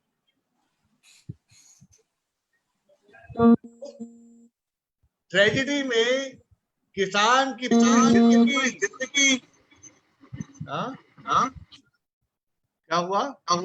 कुछ नहीं हुआ सर, कुछ नहीं हुआ। तो आवाज को लेकर के आवाज आ रही है सर? जी जी जी सर। आवाज तो ठीक करो जल्दी। कम आ रही है, आवाज कम आ रही है। ठीक आ रही है सर, ठीक आ रही है। तो मैं यही गोदान के बारे में जिक्र कर रहा था कि जिस तरह का वो सिलसिला है, जिस तरह की बात होती है, उसमें कौन नहीं आता। किसान की बात शुरू होती है और उसके सूत निकलते हैं उस कपास से, जैसे तकली में सूत लगा करके और पूरा धागा बन जाता है। कपास को तकली में लगाया नहीं और धागा चला गया। गऊ पालने की लालसा ने किसान को उस कपास से ऐसा बांधा कि उसका धागा बनता गया। गोदान, बंटवारा, गोदान के साथ साहूकारी, साहूकारी के साथ उसकी सौदागरी, उसमें किस तरह से वो गांव का आदमी आता है कि तुमने सौदे जो कर्जा लिया था उसको अदा नहीं किया, तुम्हारे ऊपर इतने का सूद हो गया। बार बार आता है पटवारी, पटवारी जब रिपोर्ट करता है तो थाने की पुलिस चलती है और सब उसके दरवाजे पे आते हैं। तो उससे लड़ता कौन है? वो गोरी तो बड़ा सीधा साधा आदमी लड़ता है, लड़ती है उसकी औरत धनिया। धनिया कमर में धूपताड़ी बांध करके फेंक करके दरोगा से भिड़ जाती, लड़ती है, धमका चेतावनी देती है। अब ये भी जरा देखिए, ये गोदान का होरी, ये धनिया, उसका लड़का गोबर, उसकी बीवी, सब सारे चरित्रों को देखिए। गांव का समाज जिसमें पंडित दाता दीन का लड़का माता दीन जो सिलिया चमाइन के साथ है, और फिर क्या हो जाता है, बहुत वक्त चाहिए उस पर बात करने के लिए। मैं आज के समाज में प्रेमचंद की महत्ता पर जो चर्चा कर रहा हूँ, वो उसी इकोनॉमिक कंडीशन पर जाते हुए, उस अर्थनीति को जाते हुए मैं देख रहा हूँ। प्रेमचंद ने दिखाया, या ये जो चीजें आई हैं, उसके पहले प्रेमचंद के पहले भारतीय उपन्यास में, भारतीय कहानी, भारतीय साहित्य में जो केंद्रीय जो चरित्र होते थे वो कौन होते थे? अभिजात वर्ग के लोग होते थे, एरिस्टोक्रेटिक सोसाइटी से आने वाले लोग होते थे। चाहे आप किसी भी जमाने का लिटरेचर देख लीजिए, हिंदी में या और हिंदी से लेकर के दूसरी भाषाओं में, जो एरिस्टोक्रेटिक फैमिली है, जो अभिजात वर्गीय, जो कुलीन वर्गीय परिवार है, वही से चरित्र आते थे। पहली बार प्रेमचंद ने उस सबाल्टर्न सोसाइटी का, उस डाउन ट्रॉडन पीपुल का, यानी हाशिए पर रहने वाले व्यक्ति का कथानक तय किया और उस कहानी में उनको, उनके चरित्र को महत्व दिया। उन्होंने जो अपने भाषण में कहा है प्रगतिशील लेखक संघ के अधिवेशन के पहले भाषण में, उसमें एक पंक्ति है जो हमने हिंदी में पढ़ी है कि हमें सुंदरता की कसौटी बदलनी होगी। अभी तक यह कसौटी अमीरी और विलासिता के ढंग की थी। ध्यान दीजिएगा, प्रेमचंद जी ने अपने भाषण में लिखा हमें सुंदरता की कसौटी बदलनी होगी।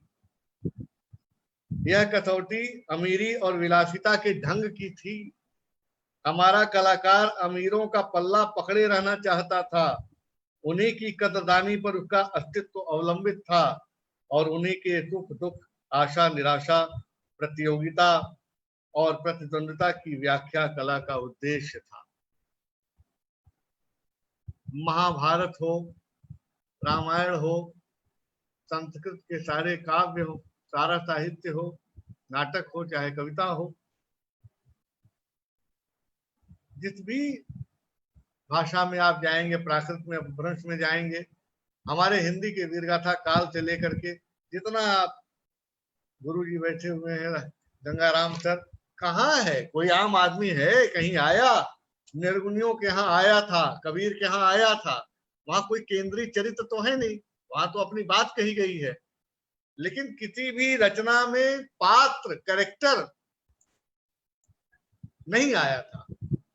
सौंदर्य क्या है? हमारे यहाँ रीतकाल की कविता रीतिकाल एक है जिसको क्लासिकल पोएट्री कहते हैं।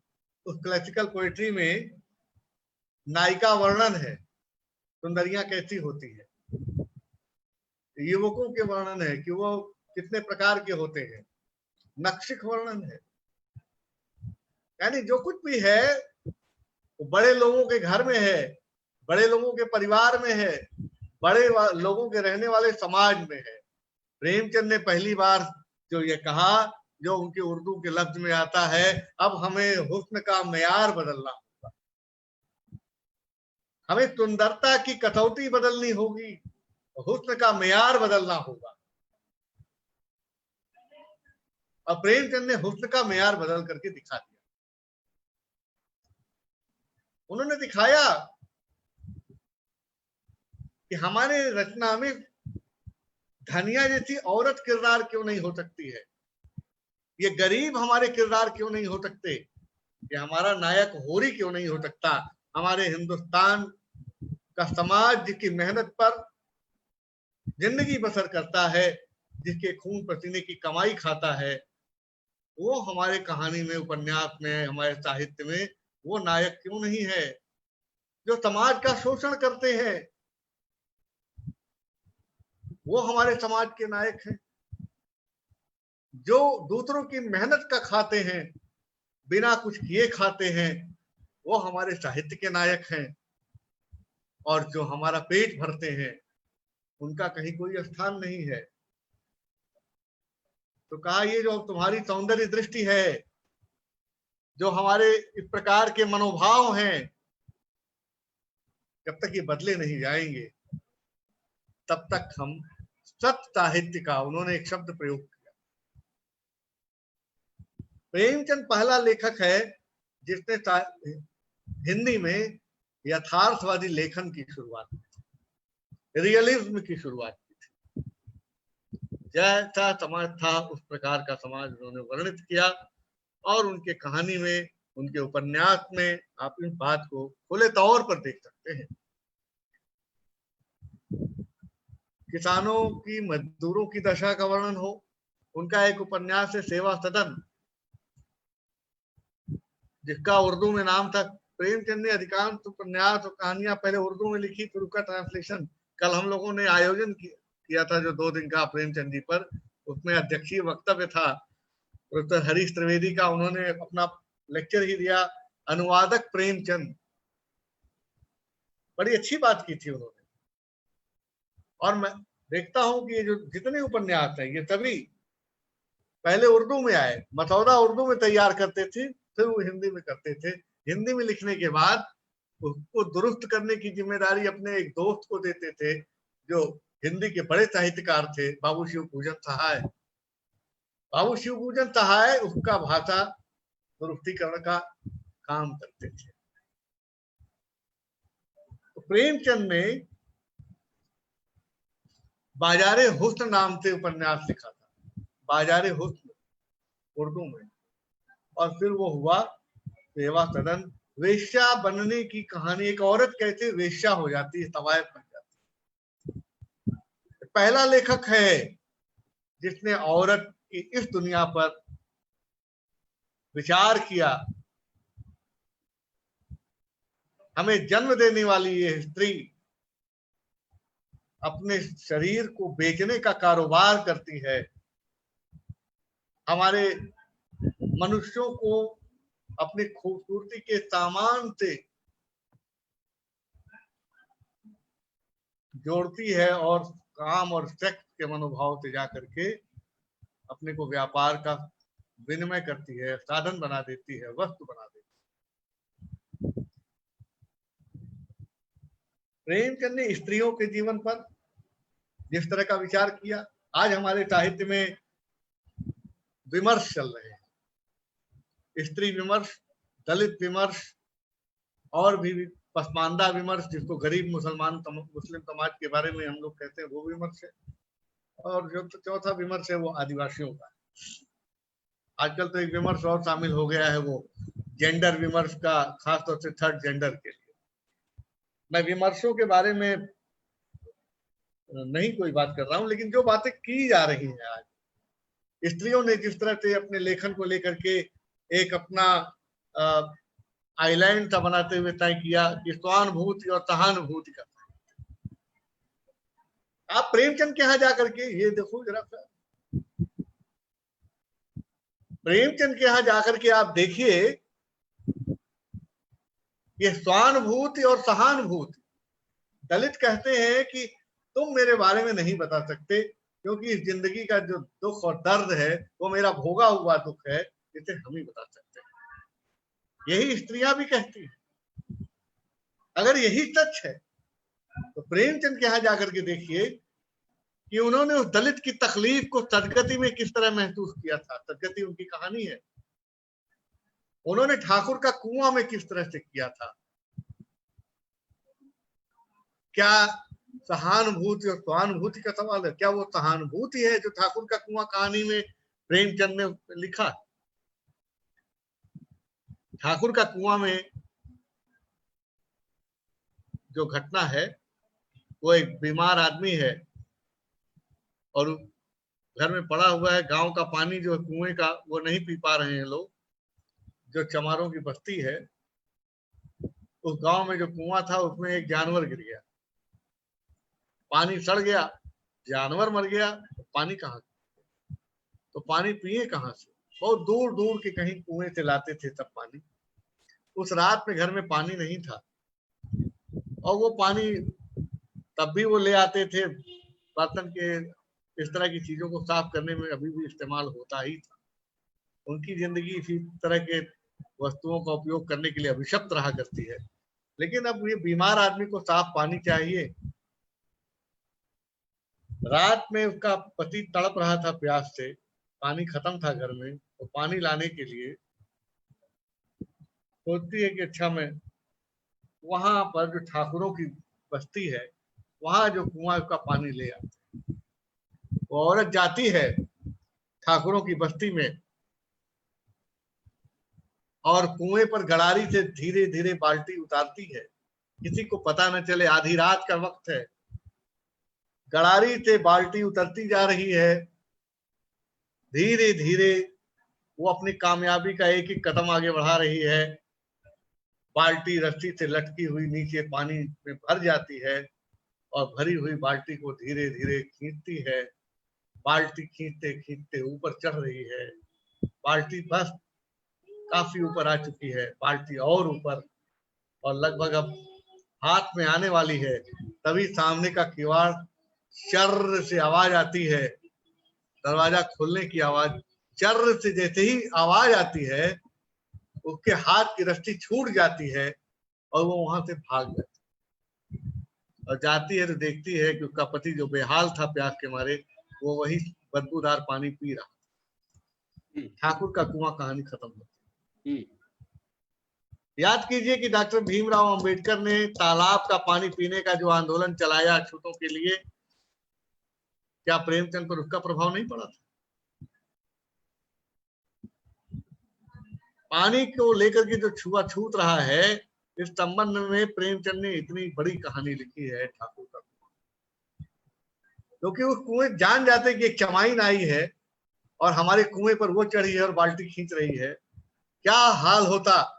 हम उस सामाजिक व्यवस्था के बारे में सोचे जिसको प्रेमचंद ने कहा नहीं, अघोषित तरीके से बता दिया।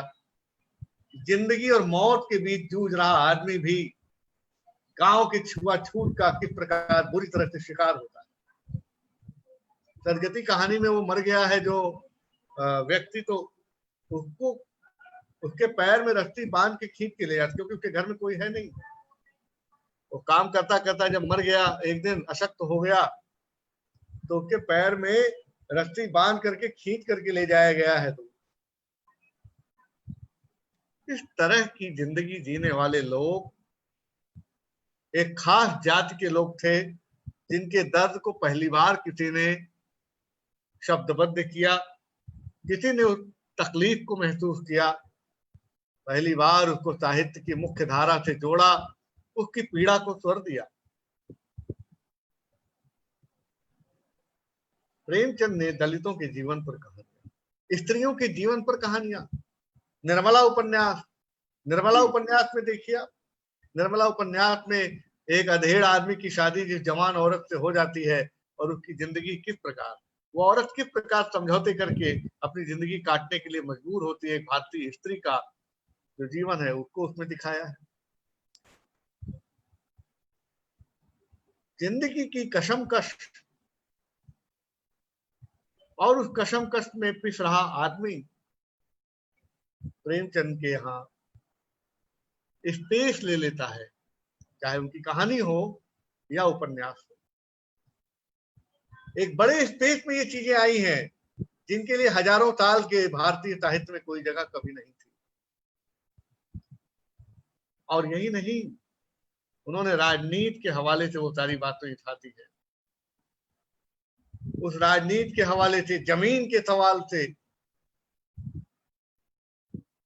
गांव में जो जमीनों का संकट था, जिस प्रकार से उसका अधिग्रहण हो रहा था, आप रंगभूमि में देखें, आप इस बात को कर्मभूमि में देख सकते हैं। किसानों के साथ जो सरकारी व्यवहार या रवैया था, उससे उसकी जो तबाही थी, उससे ऊपर पड़ने वाला जो एक दुष्प्रभाव था, उसका तफसील से वर्णन किया है प्रेमचंद, कि कैसे खेतों में अब उद्योग लगाए जा रहे हैं, कैसे किसान मजदूर बन रहा है। इसको बड़े कायदे से रेखांकित किया प्रेमचंद ने। ये भारत जो कहा जाता है, हम लोगों ने बचपन से पढ़ा, कि भारत एक कृषि प्रधान देश है और जिसकी 85% जनता खेती पर निर्भर करती है। उस खेती को उद्योग में बदला जा रहा था। ब्रिटिश समय में हमारे गांव देश तमाम इलाकों में उद्योग लग रहे थे, कहीं चीनी की फैक्ट्री, शुगर मिल रही थी, कहीं जूट की मिल लग रही थी, कहीं और कुछ हो रहा था, और ये सारी चीजें किसानों की जमीन पर हो रही थी, और उनकी जमीन भी औने पौने खरीदी जा रही थी। औने पौने खरीद करके उन उद्योगपतियों को दे दी जा रही थी जो उस पर अपनी कमाई कर रहे थे। प्रेमचंद गोरखपुर में थे और गोरखपुर में नौकरी करते हुए उन्होंने देखा था कि किसानों की जमीन को टेक ओवर करके बड़े पैमाने पर जूट मिल और शुगर मिल की स्थापना हुई थी। आप इसकी जानकारी कर सकते हैं कि गोरखपुर देवरिया जो उत्तर प्रदेश का पूर्वांचल इलाका है, इस दो जिले में सबसे ज्यादा जूट की फैक्ट्री और सबसे ज्यादा शुगर की फैक्ट्री रही है, और यहाँ उत्पादन भी होता है, रॉ मटेरियल भी, जैसे गन्ना है, जूट है, इसकी पैदावार भी खेतों में बहुत ज्यादा रही है।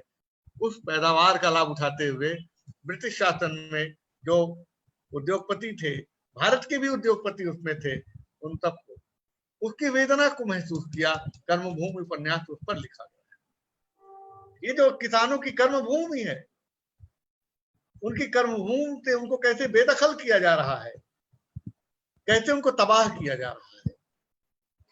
प्रेमचंद अपने वक्त की जरूरत सजाकर उससे उठती हुई राजनीति। आखिरी समय में उन्होंने लिखा था महाजनी सभ्यता, महाजनी तहजीब नाम से वह भी उर्दू में था, बाद में वो महाजनी सभ्यता के नाम से हिंदी में वो लेख बना। तबाह होती जिंदगी, तबाह होती दुनिया, प्रेमचंद की नजर में थे। प्रेमचंद ने जितना कहानी उपन्यास में लिखा है उससे ज्यादा और ज्यादा गहराई के साथ अपने संपादकीय लेखों में लिखा है। उन्होंने जो जागरण अखबार चलाया था, साप्ताहिक अखबार था, हंस जो पत्रिका थी, हंस के संपादकीय, जागरण के संपादकीय और भी दूसरे अखबारों में जमाना में अक्सर लिखते थे, माधुरी में लिखते थे। इन सब में जो उन्होंने लेख लिखे हैं अपने समय की राजनीति, आप आश्चर्य करेंगे कि वह राजनीति केवल भारत की राजनीति, भारतीय स्वाधीनता संग्राम के अंतर विरोधों पर भी सवाल थे और ब्रिटिश शासन के उत्पीड़न पर सवाल थे और जो फर्स्ट वर्ल्ड वार और सेकेंड वर्ल्ड वार के संकट थे पूरी मानव सभ्यता के ऊपर, उस पर भी सवाल थे, भाषा के सवाल थे। हमारी राजनीति के अंदर, हमारे देश के अंदर जो पनप रही राजनीति थी, जो राजनीति कांग्रेस के अंदर तरह तरह की विचारधाराओं में थी, उस स्वाधीनता आंदोलन में कांग्रेस थी तो मुस्लिम लीग थी, हिंदू महासभा भी थी और इसके साथ जो उसके परस्पर कंट्राडिक्शंस थे, जो अंतर विरोध थे, एक दूसरे को सहज भाव से स्वीकार न कर पाने की एक जो राजनीति चल रही थी, वो जो हिंदू और मुस्लिम राजनीति के अंदर बदल चुकी थी, उसका वर्णन है।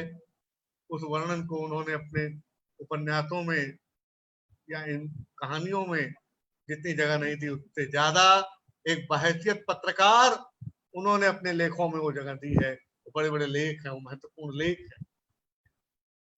एक ऐसा राइटर जो एक्टिविस्ट राइटर, जो अपने समय की राजनीति की नब्ज को देखता है, उनका आदर्शवाद जो हृदय परिवर्तन से जुड़ता था, जो गांधी के प्रभाव से उनका व्यक्तित्व निर्मित हुआ था, वो बहुत जल्दी गांधी से मोहभंग होता है और वो दुनिया में उस बोल्शेविक क्रांति से प्रभावित होने लगते हैं। बोल्शेविकों के किसान मजदूर आंदोलन से प्रभावित होने लगते हैं। वे मार्क्सवाद के तो पूरी तरह कायल थे, लेकिन कहीं की घोषणा नहीं मिलती है उनके साहित्य में, किंतु उन्होंने बोल्शेविकों की भूरी भूरी प्रशंसा की है कि बोल्शेविक क्रांति मानव सभ्यता के लिए एक बहुत बड़ा कदम है, उसके उत्कर्ष के लिए, उसके उत्थान और उसके विकास के लिए। इससे अंदाजा लगाया जा सकता है कि उन्हें बोल्शेविक क्रांति ने इतने गहरे तक प्रभावित किया था कि वे मार्क्सवादी व्यवस्था के कायल थे। वे किसी राजनीतिक व्यवस्था, किसी राजनीतिक दल के सदस्य नहीं थे।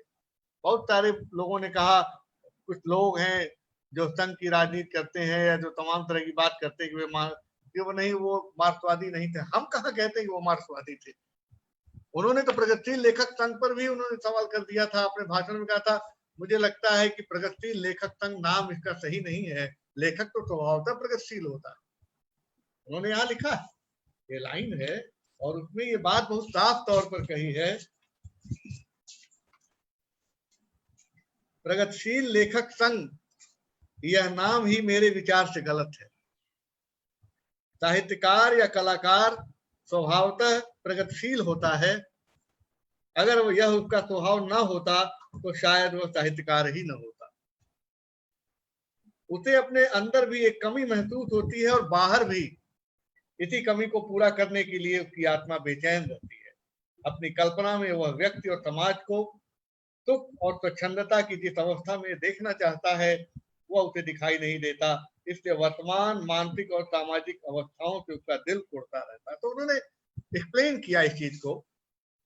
अब ये उनकी अपनी थीसिस थी, जिस तरह से वो सोच रहे थे। इसका मतलब ये नहीं कि प्रगतिशील आंदोलन की प्रोग्रेसिवनेस तो हमारे लिटरेचर की जान है और ये तो होते ही है। हमें ये कहने की जरूरत क्यों पड़ गई, यानी जो बहुत कुछ है वो प्रोग्रेसिव नहीं है, प्रोग्रेसिव सेंटिमेंट के ना होने के कारण उनको ऐसा कहना पड़ रहा है। लेकिन अगर ऐसा था तो उन्हीं के अंतर विरोध में हम जाए तो आपने क्यों बदले हुए समाज को बदले हुए चेहरों के साथ किरदार के रूप में क्यों पेश किया। तो ये प्रेमचंद का अंतर्विरोध है, मैं समझता हूँ। लेकिन हम उस राजनीति को देखते हैं कि प्रेमचंद ने हिंदू मुस्लिम की राजनीति को, जो हिंदू महासभा और हिंदू महासभा के साथ कांग्रेस पार्टी के बीच में पनप रही थी, उनके तमाम लेख और उन सब के बीच में जो बातें हुई उसको उन्होंने रेखांकित किया है अपने संपादकीय लेखों में। एक बड़ी अच्छी किताब है हिंदी में, और वो वाणी प्रकाशन से प्रेमचंद अर्थ और महत्ता करके वो किताब मुरली मनोहर प्रसाद सिंह ने, तो उनके तमाम आलेखों को उसने संपादित किया है। उन लेखों को आप देख सकते हैं। और इस तरह प्रेमचंद ने उन सभी बिंदुओं पर, उन सभी मुद्दों पर अपनी राय जाहिर की है, अपना विश्लेषण किया है। और खास तौर से जो मैं सांप्रदायिकता की बात कर रहा था, उसमें एक लेख में उन्होंने लिखा है, सांप्रदायिकता की राजनीति संस्कृति का खाल ओढ़ करके आती है। आज जो हमारे देश की राजनीति है,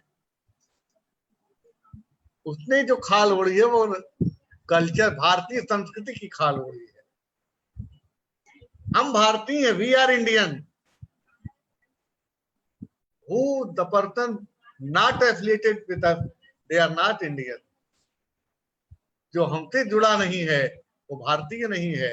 और हमसे जुड़ा होने का मतलब हमारी संस्कृति है। और हमारी संस्कृति क्या है? हिंदुवः सोदराः धर्मः, जो उनके यहाँ कहा जाता है, हिंदवः सोदराः, जो हिंदू के साथ सहोदर हैं, बस वही, यानी हिंदू के गर्भ से जो पैदा हो बस वही, अन्य मुसलमान के गर्भ से पैदा हो गया तो नहीं। उन्होंने कहा ये कल्चर को एक्सप्लेन करने का इनका रवैया है। और उन्होंने अपने तरीके से वो मानव सभ्यता का इतिहास नहीं, मानव सभ्यता के विकास के इतिहास पर अपना ध्यान नहीं देते, बल्कि ध्यान इस बात पर देते हैं कि कैसे हमारी राजनीति के लिए ये टूल्स हो सकते हैं, कैसे ये जातियां, ये समाज, ये धर्म हमारे टूल्स हो सकते हैं। और उस टूल्स के रूप में उन्होंने कांग्रेस के अंदर के सवालों से, उन्होंने मुस्लिम लीग के कारनामों से, उन्होंने हिंदू महासभा के रवैये से, इन सबको परस्पर संबद्ध मानते हुए अपने देश के अंदर समाज के साथ विश्वासघात करने की बात कही। उन्होंने बताया कि इससे हमारे देश का भला होने वाला नहीं है। और सांस्कृतिक फासीवाद जिसको हम लोग आज कहते हैं, जो हमारे देश में पांव पसार चुका है, जिस फासिज्म के हम शिकार हैं, जिससे हमारे देश का ताना बाना टूट रहा है, जो कंपोजिट कल्चर, जो हमारी साझा संस्कृति और विरासत है, वो जो नष्ट हो रही है, इस पर इस दौर में प्रेमचंद जी ने तमाम तरह के अग्रलेख लिखे थे, कालम लिखे थे। और अखबारों के अपने कालम, जितने प्रेमचंद कहानीकार के रूप में पसंद किए जाते थे, प्रेमचंद को जितनी लोकप्रियता एक अफसाना निगार के रूप में हासिल हुई, प्रेमचंद को उतनी ही लोकप्रियता अपने अखबारों के उस लेख के कारण हासिल हुई है। उस जमाने में उनके कालम को बड़ी लोकप्रियता के साथ पढ़ा जाता था। इसको मैंने अपने इस तमाम ऐसे साक्ष्यों में, मैं जाने क्यों अपनी बहुत सारी बात कहने के चक्कर में उन प्रमाणों को जिनको मैंने इकट्ठा किया या लेके बैठा, मैं उसको नहीं रख रहा हूँ कि अभी पता नहीं कब घंटी बजेगी और मुझे अपनी बात खत्म कर देनी पड़ेगी। लेकिन वक्त काफी हो रहा है फिर भी, और मुझे लगता है कि थोड़े और वक्त में या अभी बात खत्म करने का अभी समय समाप्त हो चुका है। लेकिन ये जो बात है, इसके हिसाब से जो पॉलिटिकल व्यूज हैं, जो राजनीतिक धारणाएं हैं प्रेमचंद की, हमें उसकी तरफ ज्यादा जोर देना चाहिए। हम हिंदी के पाठक, हिंदी में जो काम करने वाले लोग हैं, ज्यादातर प्रेमचंद को उनके अफसानों के दायरे में ही देखते हैं। और उन अफसानों में उनकी बहुत सारी बातें, और जो उनका एस्थेटिक सेंस है, जिसको उन्होंने कहा कि हम अपने हुस्न का मेयार बदलना होगा, कला और सौंदर्य के मानदंड बदलने होंगे, वो पहला आदमी है जिसने दस्तक दी। और के प्रभाव से भारतीय लेखन में तो सारा कुछ बदल गया। उन्होंने इस चीज को, जैसे उन्होंने कहा एक जगह पर कि विलासिता, अगर देश का उद्धार करना चाहते हो तो विलासियों के हाथ में इसे जाने से रोको। आज क्या हो रहा है? हमारे देश के कर्णधार, हमारे नैया के खेवनहार बना दिए गए हैं अंबानी, अडानी, फलाने, ये वो तमाम लोग। तो प्रेमचंद की सुनता कौन है? प्रेमचंद की सुनता छोड़िए, प्रेमचंद का नाम कौन लेगा? इस हुकूमत में जब उन्हें कोर्ट से ही बेदखल किया जा रहा है। आज से 20 साल पहले 2002 में जब केंद्र में अटल बिहारी वाजपेयी की सरकार थी, 2002-3 नहीं 2 के पहले जो उसमें अटल बिहारी वाजपेयी थे, वो जो दौर था, एनसीईआरटी के पाठ्यक्रम से निर्मला उपन्यास को हटा दिया गया था और उसकी जगह पर एक गवर्नर जो उनके शासन में कहीं पर थी, मृदुला सिन्हा, ज्यों मेहंदी के रंग उपन्यास को पाठ्यक्रम में शामिल किया गया। पूरी दुनिया में इसकी हंसी हुई कि प्रेमचंद जैसे लेखक को अगर तुम हटा रहे हो तो और भी लोग हैं भाई, जयशंकर प्रसाद हैं, अज्ञे हैं, हिंदी के बड़े बड़े लेखक हैं, भले प्रेमचंद के बाद की तरह, लेकिन आपने किसको हटा के और किसको रखा पढ़ने के लिए? तो एक अशिक्षित सरकार, बहुत लोग पढ़ा लिखा मानते थे अटल बिहारी वाजपेयी को, उनकी हुकूमत ने ये सब किया था। बड़ी उदारता से हमारे बड़े तरक्की पसंद लोगों ने भी अटल बिहारी वाजपेयी की तारीफें की हैं। जो एक लिबरल लीडर था, वो एक सही आदमी गलत पार्टी में है, इस तरह की बात करते थे। प्रेमचंद के साथ इतनी बड़ी नाइंसाफी हुई और अभी आज तक तो ये चल रहा है कि संघ के यहाँ से पाले पोसे गए जो उनके इंटेलेक्चुअल्स हैं, उनका बस चले तो प्रेमचंद का एक एक पन्ना फाड़ फाड़ करके कहीं खत्म करते हैं। तो आज जो प्रेमचंद के साथ है, आज जो इस बात की हिमायत है कि हमारा प्रेमचंद सबसे बड़ा आइकॉन है हिंदुस्तान के लेखन का, भारतीय तरक्की पसंद मिजाज का, भारत के कंपोजिट कल्चर का, जिसको कभी मजरूर सुल्तानपुरी ने कहा था, हम चले थे जानिबे मंजिल मगर लोग मिलते गए और कारवां बढ़ता गया। हमारा इतिहास तो ये रहा है, लोग मिलते गए और कारवां बढ़ता गया, लेकिन इस कारवां में चलने वाले तमाम लोगों को आज बेदखल करने की जो साजिश हो रही है, जिस तरह से हमारी एक कौमी एक जहनियत को नष्ट करने का एक अभियान चला दिया गया है, प्रेमचंद की शिक्षा, प्रेमचंद का लेखन इस मामले में हमें शिक्षित करता है। मैं अपनी बात के दौरान यह दरख्वास्त भी करना चाहूंगा कि प्रेमचंद का जो साहित्य है, ये हमारी सिफारिश बनती है और आप सभी लोग विद्वान हैं इस बात से सहमत होंगे कि हमें जन शिक्षा का अभियान चलाते हुए प्रेमचंद के साहित्य, प्रेमचंद, निराला और भी इस तरह की हर भाषा के जो साहित्यकार हैं, मंटो, राजेंद्र सिंह बेदी,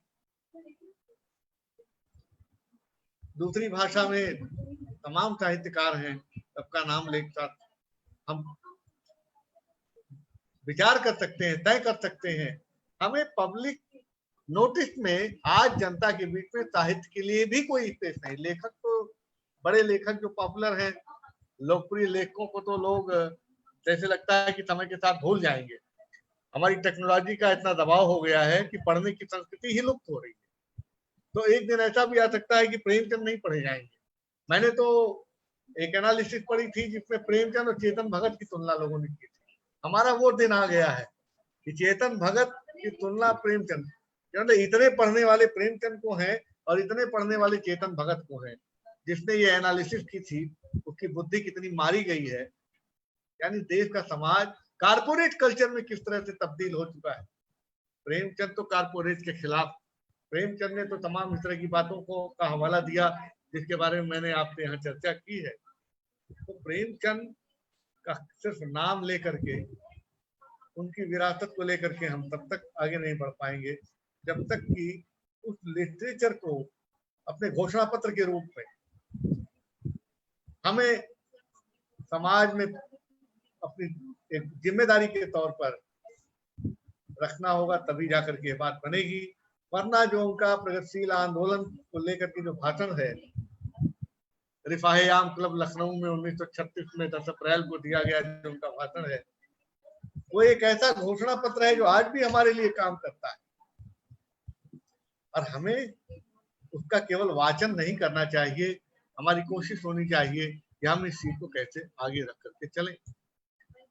भारतीय समाज को समझने और उसको बांधने की जो कोशिश कभी कबीर ने की थी हिंदुस्तान में, जो भक्ति आंदोलन के एक ऐसे नायक के रूप में उभरे, एक पहले साहसी व्यक्ति के रूप में उभरे जैसा भारत के इतिहास में तो कभी हुआ ही नहीं। मैं समझता हूं कि दुनिया के इतिहास में, दुनिया के किसी समाज में कबीर जैसा कभी नहीं हुआ, जिसने सत्ता को, समाज को और समाज के उन मठाधीशों को एक साथ झिझोड़ा हो और समाज को एक सूत्र में बांधने की कोशिश की। प्रेमचंद उस विरासत की अगली कड़ी है। प्रेमचंद ने गुलामी के दौर में, मैं एक छोटे से किस्से के साथ लगभग अपनी बात को समाप्त कर दूंगा। प्रेमचंद को राय साहब का खिताब देना चाहती थी हुकूमत।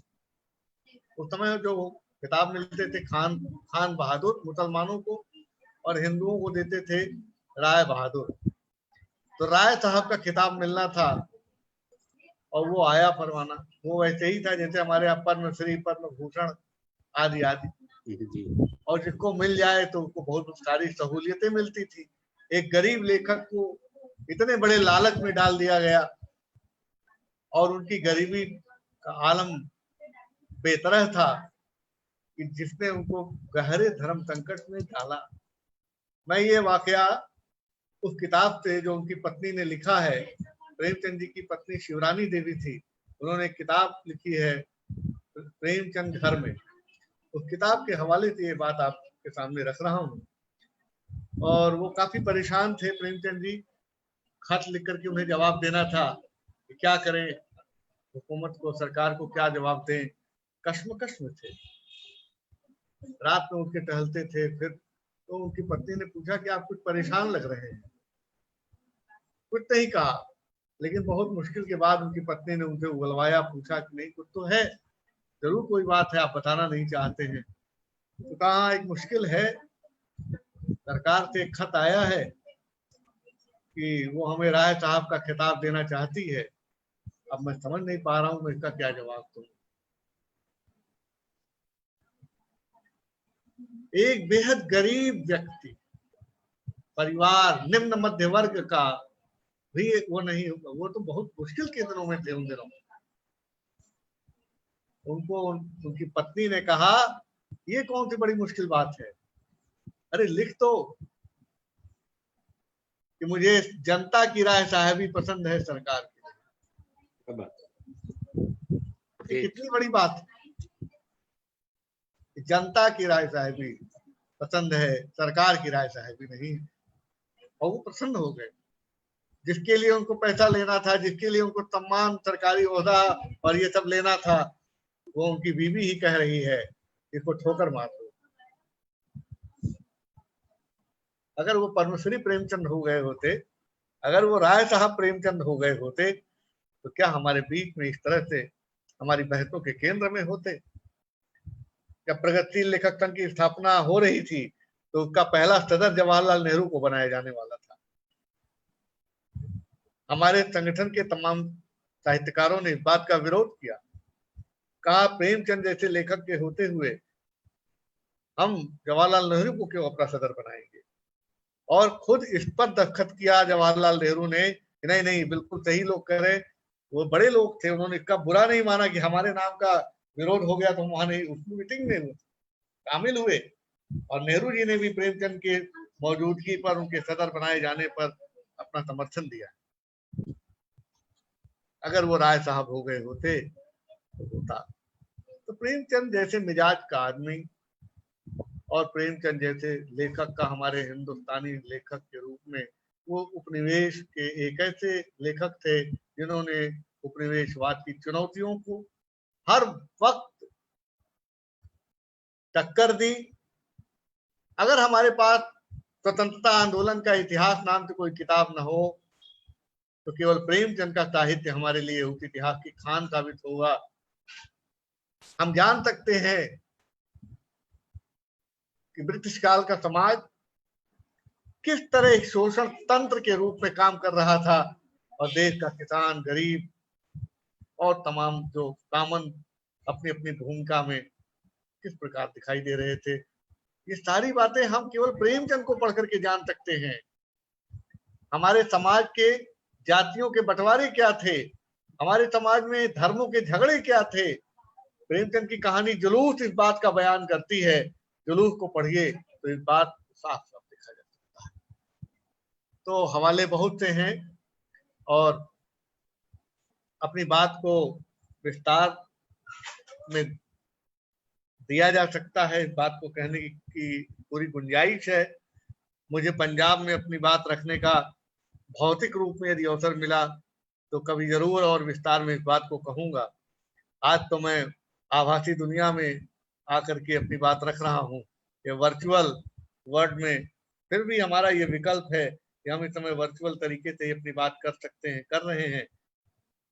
प्रेमचंद का ये पूरा लेखन आज हमारे समय का सबसे महत्वपूर्ण साहित्य है, जिसको बिना पढ़े हुए हम आगे बढ़ते हैं तो खतरे हमारे सामने हैं। इस सरकार ने सांप्रदायिकता की जिस तरह राजनीति की है, जिस प्रकार से धर्म की राजनीति की है, जिस प्रकार देश को तोड़ने की राजनीति की है, प्रेमचंद का समग्र साहित्य उसका खंडन करता है, उसके समाधान के रास्ते बताता है। और उन्होंने कहा था कि साहित्य राजनीति के आगे चलने वाली मशाल है। और हमारे हिंदुस्तान के आजाद होने के बाद से आज तक ये बात तय नहीं हुई। हमारे कम्युनिस्ट पार्टियों ने भी इस बात को नहीं समझा कि साहित्य की कल्चरल मूवमेंट एक बड़ी चीज होती है, और कल्चरल मूवमेंट को आगे करके जो हमारे कॉमरेड थे पीसी जोशी, जिनकी परिकल्पना थी कि हमारा इप्टा, हमारा पीडब्ल्यूए गठित हो, उनके इरादे यही थे कि हम कल्चरल मूवमेंट को आगे करके आबाद करके चलेंगे तो हम देश की राजनीति में, देश के समाज में अपनी बड़ी पैठ बना सकेंगे। लेकिन दुर्भाग्य है, दुखद है कि हमने अपने उन साहित्यकारों को के विचारों को आगे नहीं रखा, जिसकी बात हमें मान के चलनी थी, जो हमें रोशनी दिखाते, वो पीछे छूटते गए। वे जनता के दिल में राज करते रहे हैं, लेकिन वे हमारे सियासतदां जो थे उनके दिलों में नहीं, उनके दिमाग से भी बाहर हो चुके थे। तो प्रेमचंद का यह मशहूर कथन सिर्फ हमारे भाषणों में दोहराया जाता है कि साहित्य राजनीति के आगे चलने वाली मशाल है, लेकिन सत्य तो यह है कि यह वक्त अब आ चुका है। ए खाक नशीनों उठ बैठो, वो वक्त करीब आ बैठा है, जब तख्त गिराए जाएंगे और ताज उठा ले जाएंगे। और ये तब होगा जब अंधेरे में हमें उस तख्त का पता भी होगा कि तख्त कहाँ रखा है, तो हमारे हाथ की वो मशाल बताएगी कि रोशनी यहाँ है, और इस रोशनी में देखो तख्त वहां है, इसको गिराओ। हम बहुत सारी बातें हैं, हमारे मेटाफर्स है। मशाल तख्त को गिराना, चाहे फैज अहमद फैज को हम पढ़ें, चाहे प्रेमचंद को पढ़ें, चाहे मंटो को पढ़ें, हम अपने तमाम रचनाकारों को पढ़ करके उनके रूपकों के द्वारा अपनी बहस कर सकते हैं। हमें जरूरत आज आ गई है कि उस चुनौती को सामाजिक मोर्चे पर रखें। बुद्धिजीवियों को एक ऑर्गेनिक इंटेलेक्चुअल के रूप में अपनी बात करनी पड़ेगी, और हमें जिनसे रिसोर्स लेना है, जिनसे हमको ताकत लेनी है, वो हमारे उन तमाम लोगों में से जो सबसे पहले कतार में कोई खड़ा हुआ हमारे लिए मददगार साबित होता है, वो लेखक है, वो प्रेमचंद है। हम प्रेमचंद के सहारे इस अंधेरे में अपने रास्ते की तलाश कर सकते हैं। दोस्तों, बहुत बहुत शुक्रिया। मैं आप सभी का शुक्रगुजार हूँ, खास तौर से अपने राष्ट्रीय महासचिव डॉक्टर सुखदेव सिंह जी का, कि जिन्होंने मुझे ये अवसर दिया और अवसर ही नहीं दिया इस बात के महत्व के लिए कि मुझे अकेले अपनी बात कहने के लिए, कि तुम प्रमुख वक्ता रहोगे और विस्तार में, और आपसे हम पंजाब में आकर के इस बात को कर सकेंगे, जो ताजा संस्कृति की सबसे बड़ी मिसाल है हिंदुस्तान के अंदर, जो नानक और कबीर का भी सबसे बड़ा केंद्र है, जो संतों का केंद्र है, जहां से हिंदुस्तान में कंपोजिट कल्चर की आग जली, जहां से एक धार चली, एक प्रवाह हुआ। हमें वहां पर प्रेमचंद को याद करते हुए उस बनारस से आकर के ऐसा लग रहा है कि हम पहुंच चुके हैं, वहां पर हैं, और इस तरह के हमारे एक रिश्ते जो हिंदुस्तान के दो तबीयत के लोगों की कोशिश होती है।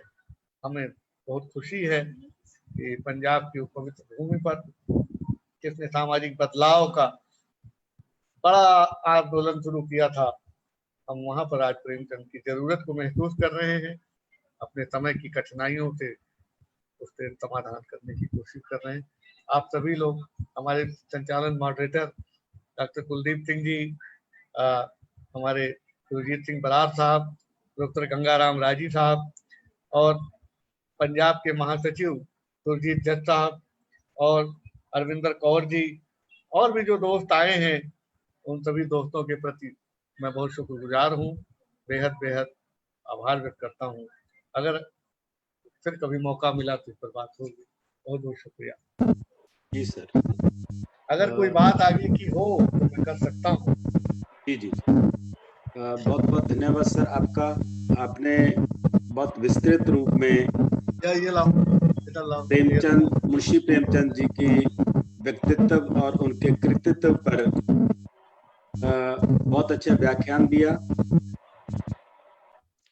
और आपके भाषण के दौरान हमारे सामने, हमारी आंखों के सामने वो सभी करैक्टर, वो सभी किरदार जो मुंशी प्रेमचंद की कहानियों में जी रहे हैं, चाहे वो पूस की रात का हल्कू हो, जा होरी, धनिया, गोबर, गोदान का, जा हामिद, जा बूढ़ी काकी, जा निर्मला, जा ठाकुर का कुआं वाली गंगी और कितने किरदार, सवा शेर, गेहूं का शंकर, आपने जीवित कर दिए।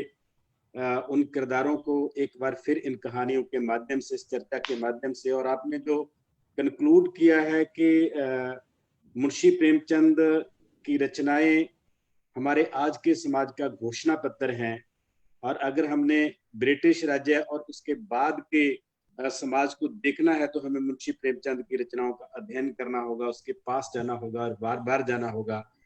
ये सब बहुत कमाल की बातें हैं, हमारे पंजाब के दोस्तों ने सुनी है और उम्मीद करते हैं कि हम मुंशी प्रेमचंद से दोबारा जुड़ेंगे और उसके माध्यम से हम एक बार फिर साहित्य को समझेंगे, हमारे समाज को समझेंगे। अगर कोई प्रश्न हो किसी दोस्त का तो हम एक आध प्रश्न ले सकते हैं। कोई भी दोस्त अगर श्रीवास्तव जी से कोई प्रश्न करना चाहता हो मुंशी प्रेमचंद की विचारधारा, उनकी रचनाओं और उनकी आज की प्रासंगिकता के प्रसंग में।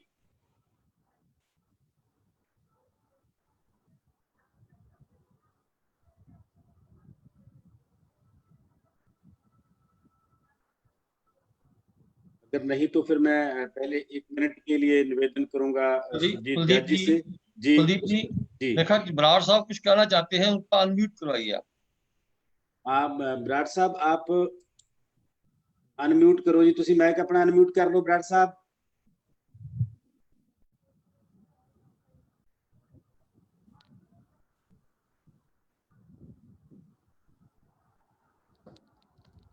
बराड़ साहब अपना माइक अनम्यूट कर लो पहला। नहीं कर रहे। मैं सुरजीत जज जी से निवेदन करूंगा कि 1 मिनट के लिए वो बोलेंगे, बाद में डॉक्टर सुदेव सिंह सिरसा पूरी बहस को कंक्लूड करेंगे और इससे आगे का जो स्टेप है उसके बारे में बात करेंगे। सुरजीत जज जी अगर आप कुछ कहना चाहते हो 1 मिनट में, पहले आप डिस्कनेक्ट हाँ जी, हाँ। मैं प्रगतिशील लेखक संघ पंजाब की ओर से मैं संजय जी को बहुत धन्यवाद करता हूँ, उनका शुक्रिया अदा करता हूँ कि उन्होंने बहुत विस्तार में, बहुत गहराई में जाकर आज के समय के प्रसंग में प्रेमचंद जी के, मुंशी प्रेमचंद जी के साहित्य की बात की। उससे बहुत से नए प्रश्न खड़े हुए, बहुत से प्रश्नों के हल की ओर संकेत हुए, और आज जिस तरह के माहौल में हम जी रहे हैं उसमें उस साहित्य की या उस समय लिखे गए ऐसे साहित्य की बहुत बड़ी भूमिका आज भी हमें नजर आती है। तो हम आशा करते हैं कि ये सिलसिला आगे भी चलता रहेगा। मैं एक बार फिर श्रीवास्तव जी का और बाकी जितने भी साथी पंजाब के या पंजाब के बाहर के हमारे साथ जुड़े हुए हैं उनका शुक्रिया अदा करता हूं, और विशेष तौर पर कुलदीप जी का, जो इस कार्यक्रम को बहुत मेहनत से आगे बढ़ा रहे हैं, हमारे national general secretary Sukhdev ji का, कि जिनकी अगुवाई में हम ये सभी करने के काबिल हो रहे हैं। आगे से ये सिलसिला चलता रहेगा, इस आशा के साथ मैं सभी का शुक्रिया अदा करता हूं पंजाब प्रगतिशील लेखक संघ की ओर से। बराड़ साहब आप कुछ कहना चाहते हैं? सुरजीत बराड़ जी, मेरी आवाज आ रही है जी? जी आ रही है जी। हाँ जी, हाँ जी। मैं बहुत अच्छे विचार जोड़े है सुनने को मिले ने। डॉक्टर साहब का बहुत बहुत धन्यवाद। मैं एक बात करना चाहता हूँ कि आपने उनको प्रेमचंद को यथार्थवादी लेख कहा, पर वैसे जैसे कि सुंदरता की बात उन्होंने की, जैसे उन्होंने हाशियाग्रस्त लोगों को नायक बनाया, या जैसे बाजार की बात की, जहाँ सभ्याचार के आंदोलन की बात की, जो सभ्याचार को बदलने की बात की, तो ऐसे मुझे लगता है कि वो नव यथार्थवादी लेखक थे। प्रगतिवादी तो थे ही, पर वो यथार्थवादी नहीं थे, नव यथार्थवादी लेखक थे, क्योंकि उन्होंने अपनी रचनाओं में यथार्थ को नए रूप में पेश किया। आपका क्या विचार है? क्या मैं ठीक हूँ या गलत? बिल्कुल आप सही है। यथार्थवाद का असल में जो पश्चिमी प्रभाव से हमारे यहाँ रियलिज्म आया था, तो हम दरअसल शुरू तो तब से करते हैं, लेकिन रियलिज्म अपने रूप में हमारे यहाँ पहले से था, तो प्रेमचंद ने नव रूप में तो उसको प्रस्तुत किया ही। जी, आपका कहना सही। मैं अब बेनती करता हूँ डॉक्टर सुखदेव सिंह जी से, वो इस सारी बहस को कंक्लूड करेंगे और आगे की कार्रवाई के बारे में हमें बताएंगे। डॉक्टर सुखदेव सिंह सिरसा, महासचिव प्रगतिशील लेख संघ भारत। कुलदीप जी, जी काकड़ा जी हमारे यंग आलोचकों में से हैं जी और हमारे आज के इस परिचर्चा में शामिल हैं। काकड़ा जी से पूछ लीजिए अगर काकड़ा जी कुछ ऐड करना चाहें या कुछ कमेंट करना चाहें। अरविंदर काकड़ा मैम, आप कुछ कहना चाहते हो? आप माइक अपना अनम्यूट कर ले पहले। मैम ਤੁਹਾਡਾ माइक बंद है, पहला इनू अनम्यूट करो। ਤੁਹਾਡਾ माइक बंद है मैम। तो स्क्रीन पे देख के अनम्यूट कर। हाँ हुण आ रही है जी आवाज, पर थोड़ा नेटवर्क कमजोर है। ठीक है जी। नहीं आवाज मैडम ਤੁਹਾਡਾ कनेक्शन कमजोर है, ਇਹਦੇ करके आवाज नहीं ਤੁਹਾਡੀ आ रही। ओके, हुण आ रही होनी। हाँ हुण बोलो। तो गरम करके लाओ। नहीं मैम ਤੁਹਾਡੀ ਗੱਲ ਤੁਸੀਂ जुड़ नहीं पा रहे सही तरीके नाल, कनेक्शन ਦੀ प्रॉब्लम वजह करके। चलो ਆਪਾਂ वेट करते हैं। डॉक्टर सुखदेव सिंह जी ਤੁਸੀਂ अपनी गल करो प्लीज। जी जी दोस्तों, मैं बहुत आभारी हूँ डॉक्टर संजय श्रीवास्तव जी का, जिन्होंने आज की चर्चा में मुंशी प्रेमचंद के साहित्य को लेके कई नए बिंदु जोड़े हैं। आज मुंशी प्रेमचंद को कैसे पढ़ा जाए, इस पे उन्होंने बहुत खूबसूरत रोशनी डाली है। इसी के साथ मैं आभार व्यक्त करना चाहता हूँ, हमारे बीच थोड़ी देर लिए शामिल हुए थे PS नटराजन जी चेन्नई से, लेकिन उनको लैंग्वेज की दिक्कत रहती है, क्योंकि जो हमारे साउथ के साथी है वो हिंदी अच्छी तरह समझ नहीं पाते, तो इसलिए वो बीच में चले गए। तो ऐसे ही हमारे स्क्रीन पे जो मुझे नजर आता है, बैठे मेरे सामने हैं गंगाराम राजी जी, हमारे सभी के गुरुजन की न्यायी हैं वो, तो उन्होंने शामिल होकर हमारा सभी का मान बढ़ाया है। संध्या निगोत्ता इलाहाबाद से, वो भी इस में जुड़े रहे, और डॉक्टर सरजीत बराड़, प्रोफेसर सरजीत जज, डॉक्टर अरविंदर काकड़ा जी, दीप जी, और इसके साथ ही डॉक्टर गुलजार और रचना महरूब, इनके में देख रहा था कि ये भी शामिल रहे हमारे साथ। तो मैं एक बात ही सिर्फ जोड़नी चाहता हूँ, कमर रहीस जी का एक बहुत ही अच्छा लेख है मुंशी प्रेमचंद के बारे में, मुंशी प्रेमचंद की विरासत की प्रसंगता। उसमें उन्होंने मुंशी प्रेमचंद पे जो प्रभाव रहे हैं, महात्मा गांधी का प्रभाव और टैगोर को लेके उनके मन में जो शंकाएं थी, उसके बारे में बात उन्होंने उठाई। और साथ ही वो कहते हैं कि जब वो 1919 में अपना नावल लिखते हैं प्रेम आश्रम, तो तब उनके मन ऊपर बहुत बड़ा प्रभाव था रशियन इनकलाब का। उनके उस नावल का जो एक कैरेक्टर है, शायद उसका नाम मैं भूल रहा हूँ, वो उस कैरेक्टर का जो वो टॉल्स्टॉय के नावल के एक कैरेक्टर का उसके बहुत प्रभाव है। वो यंग है, जिम्मेदार है, लेकिन जिम्मेदार होने के बावजूद अपने पिता के साथ बहस व्यवस्था करता है, और जो लोग उसके खिलाफ संघर्ष कर रहे हैं उनको अपनी जमीन दान कर देता है। तो खेती ही मुंशी प्रेमचंद को ये लगा कि ये जो धारा है जो आदर्शवादी धारा है इसका मैं लेखक नहीं हूँ। तो बहुत जल्दी वो, जिसको हम कहते हैं कि वो सबाल्टर्न्स की आवाज, औरत की आवाज और उन लोगों की आवाज उठाती है जिसको हम हाशिए का वतन कहते हैं, हाशिए का समाज कहते हैं। तो मैं एक उनके नावल के 2 हवालों से अपनी बात स्पष्ट करना चाहता हूँ। उनके नावल, उसका जो बहुत चर्चित नावल है उनका गोदान, गोदान में ये देखिए वो कितने कम शब्दों में एक पूरे का पूरा दृश्य, और दृश्य नहीं, पूरे का पूरा वो विवरण दे देते हैं उस समय के समाज की जो मेजर कॉन्ट्राडिक्शंस है उनका। मैं वो वाक्य 3-4 पढ़ देता हूँ। सारे गांव का यही एक खलियान था, कहीं मंडाई हो रही थी, कोई अनाज उठा रहा था, कोई गल्ला तोल रहा था। नाई, बारी, बढ़ई, लोहार, प्रोहत, बाट, भिखारी सभी अपने अपने जेवरों के लिए जमा हो गए थे। एक पेड़ के नीचे झिंगरी शाह खटाई पर बैठे अपनी सुबाई उगा रहे थे। कई बनिए खड़े गल्ले का भात आ कर रहे थे। सारे खलियान में मंडी की सी रौनक थी। तो आज हमारे हिंदुस्तान का जो एक बड़ा खलियान है उसमें एक नई मंडी की रौनक आने वाली है। जो नए 3 ऑर्डिनेंस आए हैं, किसानों को जे बुलाया जा रहा है, किसानों को भरवाया जा रहा है, ये कह के कि किसान अपनी फसल कहीं भी बेच सकेंगे। लेकिन होगा क्या, इन 3 ऑर्डिनेंस के बाद हिंदुस्तान फिर एक खलियान बन जाएगा, गोदान के खलियान जैसा बन जाएगा, जहाँ कई किस्म के बनिए आएंगे और वो अपना अपना भाव लगाएंगे। तो मुंशी प्रेमचंद की कही हुई बातें आज भी कितनी प्रासंगिक है। आज ये वक्री बात है कि आज ना वो किसी पुरानी तर्ज का जिम्मेदार रहा, ना पुरानी तर्ज की शाहूकारी रही है। आज जिम्मेदारी का मुंशी प्रेमचंद के नावलों में या उसके पूरे कथा साहित्य में 3 बिंदुओं पे हमें बहुत ध्यान देना होगा। एक है जिम्मेदारी प्रथा के खिलाफ, क्योंकि तब जिम्मेदारी प्रथा थी। दूसरा था शाहूकारी प्रथा, और तीसरी जो चीज है वो है उस समय का पुजारी वर्ग जो लोगों को अंधधार्मिक बनाता था।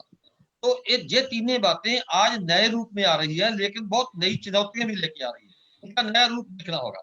अब समंत पहले जैसे नहीं रहेंगे। अब कारपोरेट एक नए समंत का रूप ले लेगा, जब वो हमारे पूरे पूरे जंगल को हथिया लेगा।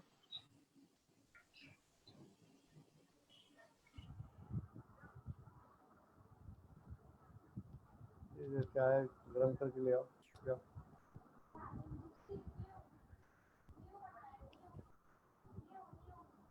वो नहीं रखता तो दूसरा बना दिया।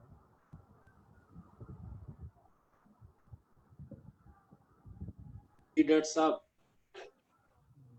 लगता है डिस्कनेक्ट हो गए।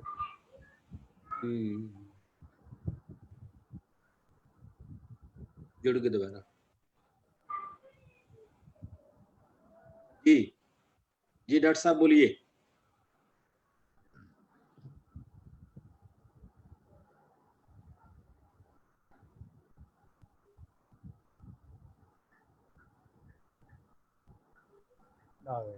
हेलो। जी बोलिए सर, बोलिए। मेरे बैटरी चली गई लैपटॉप की, तो मैं अभी फोन से कर लेता हूँ, अपनी बात कंप्लीट कर लेता हूँ। तो दूसरी बात जिसपे वो बहुत शार्प अटैक करते हैं मुंशी प्रेमचंद, उसी नावल में गोबर और उसके साथी एक स्वांग उतारते हैं। वो शाहूकारी प्रथा कितनी बेकिर्क थी, शाहूकार कितना और सूदखोर कितना बेरहमी से किसान को लूटता था। तो उसमें वो एक नकल उतारते हैं, गोबर और उसके साथी। वो नकल की भाषा देखी है। तो जो सूदखोर है वो किसान को 5 रुपए देकर उसको कहता है कि 10 रुपए आपको आ गए हैं। तो वो आग्रह करता है कि नहीं, ये तो 5 हैं। तो लेकिन शाहूकार सूदखोर से क्या कहता है कि ये तो 5 हैं मालिक, उनका संवाद मैं पढ़ रहा हूँ, 5 नहीं 10 हैं, घर जाकर गिनना। नहीं सरकार 5 हैं, 1 रुपया नजराने का हुआ कि नहीं? हाँ सरकार। 1 तहरीर का? हाँ सरकार। 1 कागज का? हाँ सरकार। 1 दस्तूरी का? हाँ सरकार। 1 सूद का? हाँ सरकार। 5 नगद 10 हुए कि नहीं?